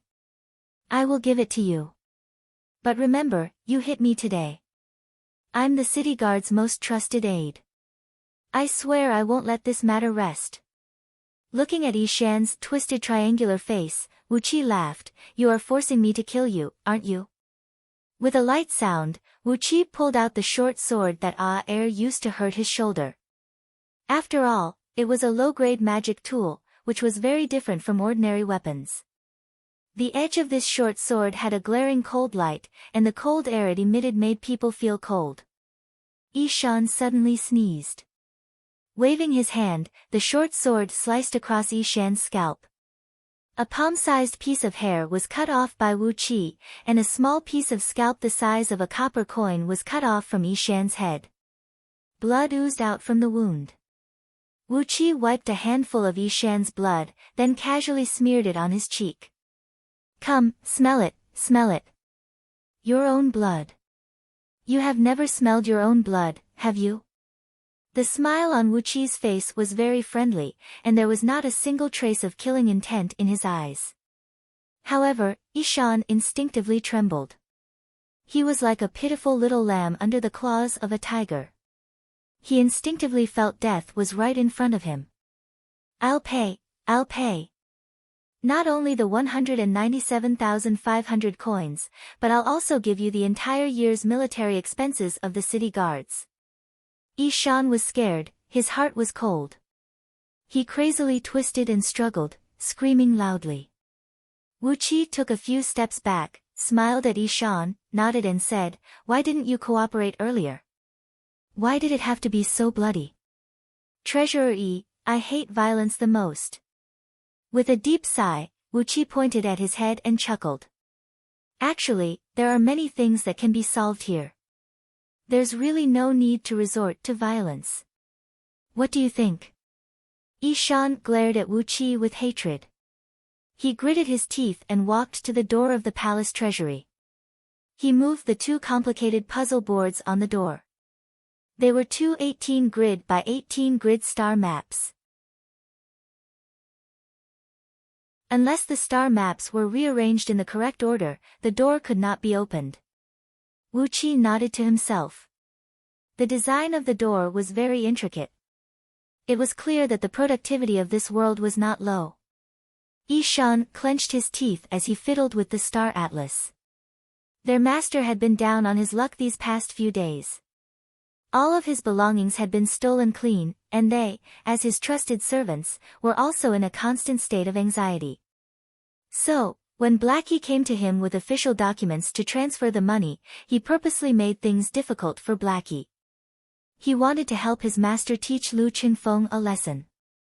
Who knew that there would be a freak like Wu Qi who dared to mobilize the city guards to attack the palace treasury? Did he have to do this for such a small bounty? Even though Ishan knew that there was not much money in the city guard's treasury since most of the military funds had been taken, Wu Qi's behavior was too unsightly. For such a small bounty, did he have to treat people like this? Looking at the huge black footprint on his chest, Ishan was thinking that after 2 days, when Yi Yan's mood had calmed down, he would definitely report Wu Qi fiercely. If he didn't kill Wu Qi, how could he, Ishan, get his revenge? As the treasurer of Little Meng City, he had a high position and was in charge of the finances. No one in the city dared to disrespect him. But Wu Qi dared to beat him, dared to make him bleed, and dared to step on his chest and teach him a lesson. Creak, creak, creak. A series of mechanical noises sounded out. The door of the palace treasury slowly opened, and a cold breeze blew into their faces. Ishan turned around and gazed at Wu Qi in disgust. He shouted, "Bring a few men in and take your money. Let me make this clear, all the money in this treasury is counted. 90% of it is the tribute that will be delivered to King's City in a few months. If you are missing even 1 or 2 items, you will have to chop your own head off." Wu Qi didn't fall for this trick. He stood in front of the door, looking at Ishan with a smile and said, I dare not, I dare not. The palace treasury is an important place, no one has the guts to enter. Treasurer Yi, please bring out the 197,500 coins and the military funds for the city guards next year. We will leave immediately. Ishan was so angry that his eyes almost popped out. He almost wanted to curse Wu Qi's mother. But he didn't dare to do so, as his scalp was still bleeding. Throwing a furious glance at Wu Qi, Shan cursed in his mind, but at the same time, he couldn't help but praise Wu Qi's cautiousness. Ishan shouted a few times and called over a dozen of treasurer's subordinates. He led them into the treasury and carried out the money that Wu Qi asked for using a special iron cart. 197,500 coins filled up 20 big boxes. The military funds for the city guards next year was a total of 500 boxes of silver ingots. There were nearly 8,000 city guards in Little Meng City. Ordinary soldiers, according to their years in the army in their rank, would get a monthly salary of 1 to 3 silver ingots. Officers who were above the rank of lieutenant would get a monthly salary of 10 to 100 silver ingots. The total annual salary would cost 200,000 silver ingots. Including the loss of military equipment, and the food and drinks of soldiers and mounts, the total annual military expenditure would be more than 500,000 silver ingots. Wu Qi didn't want to waste time with Ishan. The reason why he brought 2,000 men here was for these things. With an order, all the money was carried out. Wu Qi waited for Xiaohe to leave with the soldiers, then he used the general's token to stamp on the document. After that, he cupped his fist at Yishan, said, "Sorry for bothering you," and left. Yishan stared at Wu Qi's back with a vicious expression, and cursed in a low voice. It would be better if all the money in the general's office's treasury was stolen as well. Let's see how you deserve to die for losing the military funds. After throwing all the curses at Wu Qi, Yishan hastily closed the door and rushed back to the inner courtyard to find out what was going on. Yi Yan was still sad and haggard because of the theft of his last bit of money. He had suffered a great shock and was now lying on his bed, drinking some medicine. Yi Xing, Yi De, and Yi Tuan were busy taking care of Yi Yan. How could they have the energy to deal with the affairs in Little Meng City? Yi Yan had fallen into a state of hysteria. He would fly into a rage at any moment, and would order his men to drag out those servants and guards whom he didn't like and give them a good beating. Screams and begging for mercy could be heard from the mayor's mansion, and it didn't stop for the whole day. Late at night, Wu Qi, who had been helping Lu Qingfeng with the military affairs for the whole day, set off again. This time, he was heading straight to the treasury of Little Meng City. The previous few burglaries only distracted Yi Yan and his brothers, and made them forget about finding trouble with Wu Qi and Lu Qingfeng. But this time, Wu Qi wanted to give Yi Yan and his brothers a heavy blow. There were tributes in the treasury of Little Meng City that were going to be sent to the capital. Every year, Little Meng City had to send a huge amount of money and treasures to the capital of Lu Kingdom. Then what was the crime of losing the tributes? It was pointless to mess around with a playboy like Yi Yan. Wu Qi wanted to make them sad and frightened for a few days, then torture them, and then beat them to death with a stick, so that they wouldn't be able to cause trouble again. Even the weather was helping Wu Qi. The sky was covered by a thick layer of clouds, and it was drizzling. The air was filled with water vapor, and the fog was slowly spreading out from the ground, making it impossible to see anyone clearly from a distance of 20 to 30 feet. Under such a good weather, Wu Qi had also activated the innate water escape skill. His body was covered with a layer of water vapor, and he looked like a ghost flying across the night sky. He was surrounded by a thick layer of water vapor, and the innate water energy was spinning rapidly in the meridians in his arms, then flowing into all the meridians in his body. The cool air was entering his body through every pore, and Wu Qi could vaguely feel that his energy was slowly increasing. Suddenly, he understood some of the tricks of cultivating the 7 foundation establishment script. Cultivating in a place that was filled with the energy of the 5 elements, he would get twice the result with half the effort. In order to cultivate the water chapter, maybe he should find a big river or lake to soak in. His figure was like a ghost as he landed lightly on the flat roof of the inner warehouse. Wu Qi tiptoed to the side of the roof. Outside the warehouse, a row of torches lit up the surroundings, and hundreds of guards were nervously looking around. Sneering, Wu Qi went back to the middle of the roof, took out the lower-rank magical dagger, and carefully sent a stream of energy into it. A faint blood-red light came out from the dagger. Wu Qi used the dagger to dig and cut on the roof, and took down 3 green stone strips, revealing a thick layer of steel underneath. Ordinary thieves would be at a loss when facing a steel plate, but in Wu Qi's eyes, it was just a matter of using the dagger to cut for a while. A lower-rank magical artifact was indeed a lower-rank magical artifact. Its power was even stronger than Lu Qingfeng's dagger, and it could cut through the steel plate as easily as cutting through mud. Good stuff. Secretly praising the difference between a magical artifact and a common weapon, Wu Qi placed the cut pieces of steel plate beside him, and quickly made a hole with a diameter of a meter.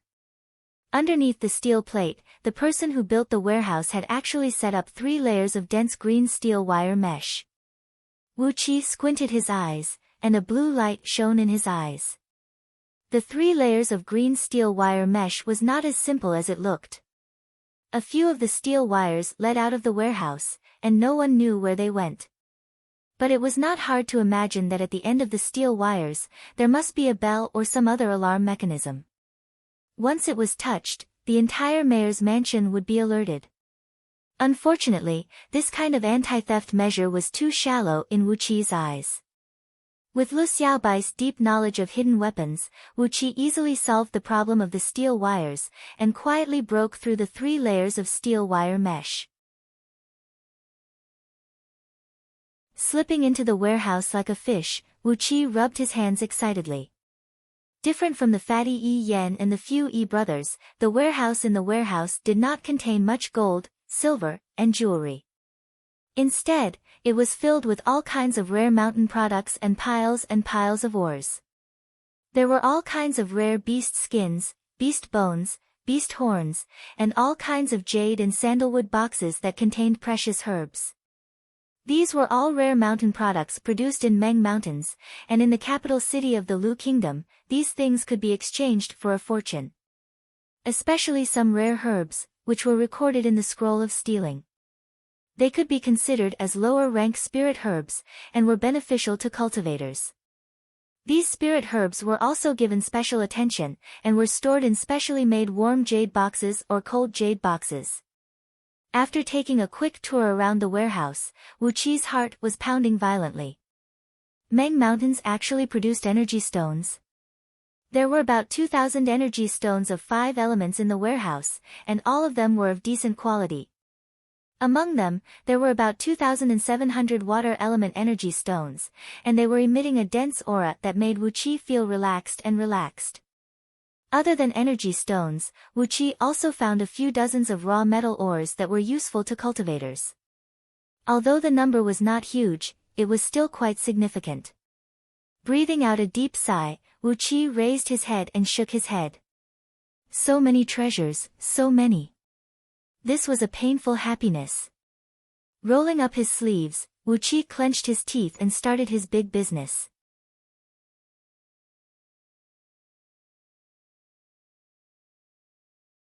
Chapter 27. Early in the morning, the fog had yet to disperse, and the sky was still drizzling.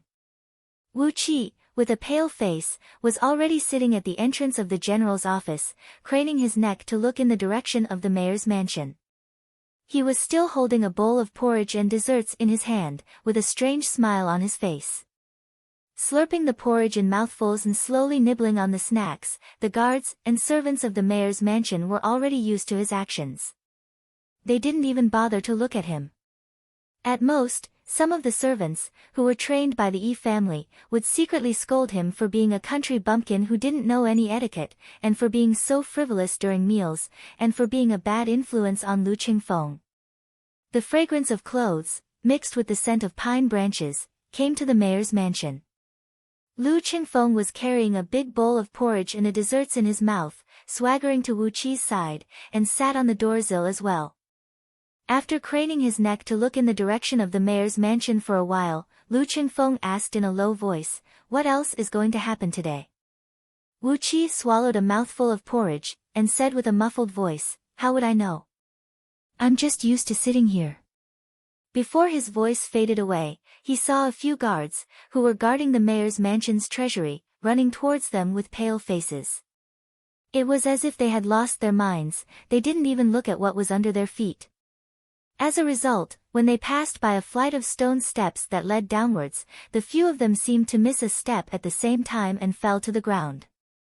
After a few miserable howls, they rolled and crawled on the ground for a while, then staggered to their feet and ran back to the mayor's mansion. The guard who was running in the front suddenly screamed at the top of his lungs. His voice was trembling, like a string that had been pulled taut, and it made an ear-piercing scream. Young master, we've been robbed, we've been robbed. The inner treasury has been robbed. The most valuable things among the tributes, spirit stones, spirit herbs, spirit ores, and the treasures you collected for the princes, dukes, and marquises have all been stolen. Clang! The few guards standing at the entrance of the mayor mansion felt their legs go soft, and they fell to the ground on their butts. The weapons on their waists touched the ground and made muffled noises. Shrill cries, which sounded like the death of one's parents, rang out from inside and outside the city lord's mansion. Hundreds of guards and servants in the city lord's mansion quickly spread the dark and ominous news. Every year, Little Meng City had to offer a huge amount of gold, silver, and all kinds of rare delicacies to the Lu Kingdom. This was the biggest reason why Little Meng City existed. Dozens of dukes, marquises, and kings of the Lu Kingdom had their own interests in Little Meng City. Through the mayor, they would purchase all kinds of rare treasures from Little Meng City. The palace treasury's tributes and treasures accumulated over the years had been stolen. This just happened to hit Yi Yan's weak spot. Without gold, silver, and rare treasures, the Lu Kingdom's imperial court wouldn't mind changing to another mayor. After losing all kinds of treasures bought by those dukes, marquises, and nobles, those high and mighty people would never mind killing Yi Yan and his brothers, who were born from concubines of the Yi family, with just a finger. Shrill cries suddenly came from the backyard of the mayor's mansion. It was the cries of Yi Yan, Xing, Yi De, and Yi Tuan. "Oh God, oh Hutu, what have we done? Which devil or god have we offended? Why are we being punished like this?" Although the four brothers felt a heartache after losing all their personal wealth, as long as they still had their official positions, they could still get back what they had stolen from the land within 2 years. But after losing the tributes and treasures accumulated over the years, the four brothers had to worry about their own positions, and they had to worry about their own lives first. Hurried footsteps came from the mayor's mansion. Yi Yan, who was only wearing a piece of cloth, revealing his fat body, rushed out from the mayor's mansion. Following closely behind him were Yi Xing and his brothers, whose clothes were messy and their hair was all gone. They brought a large group of guards and hurriedly rushed in the direction of the palace treasury. Yi Yan's face was as pale as snow. While he was running, he spat out 2 or 3 mouthfuls of blood from time to time. The blood stained the white skin on his chest, making him look extremely miserable. Yi Xing and his brothers were also bleeding from the corners of their mouths. They opened their mouths wide and gasped for air like drowning dogs. "Quick! Quick! Let's see what was stolen." Yi Yan ran away in panic, shouting as he ran. Wu Qi shook his head, stuck out his tongue and licked the bowl clean. He knew very well what he had done.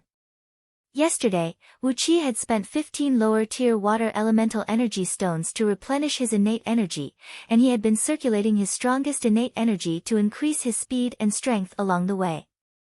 After spending 5 hours, he had emptied out all the items that he could take from the inner coffer room. However, there were just too many items in the inner coffer chamber. Wu Qi only chose those with the most value and stole them. He also emptied out all the gold ingots and took away quite a number of silver ingots. As for those things that he couldn't take away, he could only destroy them. For example, he used the dagger to poke countless holes on the skins and furs of those rare and precious birds and beasts, turning all of them from precious treasures worth thousands of gold coins into useless trash. Because of the overuse of his strength, Wu Qi's face looked pale today, and his body was weak. But that was exactly what he looked like when he was seriously injured. Right now, he still had 2 pieces of water elemental spiritual stones under his armpits, and he was constantly absorbing the energy from them to replenish his body. Cool water vapor was constantly being absorbed into his arms, turning into a torrent of Zhenqi energy that kept rolling around. However, after exhausting all of his Zhenqi and replenishing it with the help of the spiritual stones, Wu Qi's cultivation had suddenly increased by 30%. Once again, he was approaching the peak of the Hotian level. Wu Qi once again strengthened his meridians with the Zhenqi energy, but he was not in a hurry to break through to the Hotian level. From afar, a loud noise was heard. A group of guards hurriedly carried the 4 unconscious Yi Yan and his brothers back. Obviously, the terrible scene in the storeroom had made Yi Yan and his brothers too excited, so much so that Qiqi vomited blood, and Qiqi fainted. Wu Qi looked at the guards who carried the Yi Yan and his brothers back, and handed the bowl to Lu Qingfeng. Subconsciously, Lu Qingfeng took the bowl of porridge from Wu Qi, and heard Wu Qi say, "In the Lu Kingdom, what's the punishment for losing the tribute?" Raising his eyebrows, Lu Qingfeng answered, "At least, it's a punishment of losing his official position, and perhaps, he will be sent back to the capital to be interrogated." Rubbing his palms, Wu Qi asked Lu Qingfeng, "Then, young master, do you still have one or two friends in the capital? I don't think you don't even have one or two young masters from influential families who can inform you, right?" His eyes brightened, Lu Qingfeng nodded his head and said, "Of course, I do have one or two friends, but their status is the same as mine, and they are all awkward people in the family." Standing up abruptly, Wu Qi sneered and said, "Awkward or not, it doesn't matter. Young master, hurry up and impeach Yi Yan and his brothers, accuse them of corruption and embezzlement of the tribute. Make sure the punishment is as heavy as possible, and send them to the capital as soon as possible. At the same time, write a letter to those young masters from influential families, and ask them to spread the news in the capital." Carrying 2 bowls of porridge, Lu Qingfeng stood up and nodded his head excitedly. "Great idea, kill them with one strike, and don't give them any chance to turn the situation around. Before the appointment of the new mayor, you and I can do whatever we want in Little Meng City." Covering his mouth and smiling, Lu Qingfeng said in a gloomy tone, "Little Meng City is located in a remote area, and every year, a batch of government officials will be killed or injured. I'm afraid no one will be willing to take up the post here, unless they are desperate and want nothing more than money." Wu Qi glared at Lu Qingfeng, sneered, and said, "Then, young master, why don't you hurry up and go? Ask Xiaohe to bring 30 barbarian hunters with him, and try to bring as much gold and silver as possible. It would be great if those aristocratic families that young master is on good terms with could help you find a position as the acting city commander." Lu Qingfeng stared at Wu Qi in surprise. "Why not the official mayor?" Wu Qi gazed at Lu Qingfeng as if he was looking at a pig. "Those brothers of young master, are they willing to see young master become the mayor? Acting mayor is just an empty title. Even if young master has Little Meng City under his control, no one will care about you. But once young master becomes the official mayor, humph." 2 sneers woke Lu Qingfeng up. He smashed his own head with the bowl of porridge, turned around and ran away like a gust of wind. After running a few steps, Lu Qingfeng suddenly came to his senses. Looking at the 2 bowls of porridge in his hands, he turned around and gazed at Wu Qi gloomily. Does this guy have any self-awareness as a right-hand man? How dare he ask his own young master to clean the porridge bowls for him? Twisting his lips, Lu Qingfeng shouted, "Wu Qi, what are you going to do?" With his hands behind his back, Wu Qi happily strolled toward a few mayor's mansion guards not far away.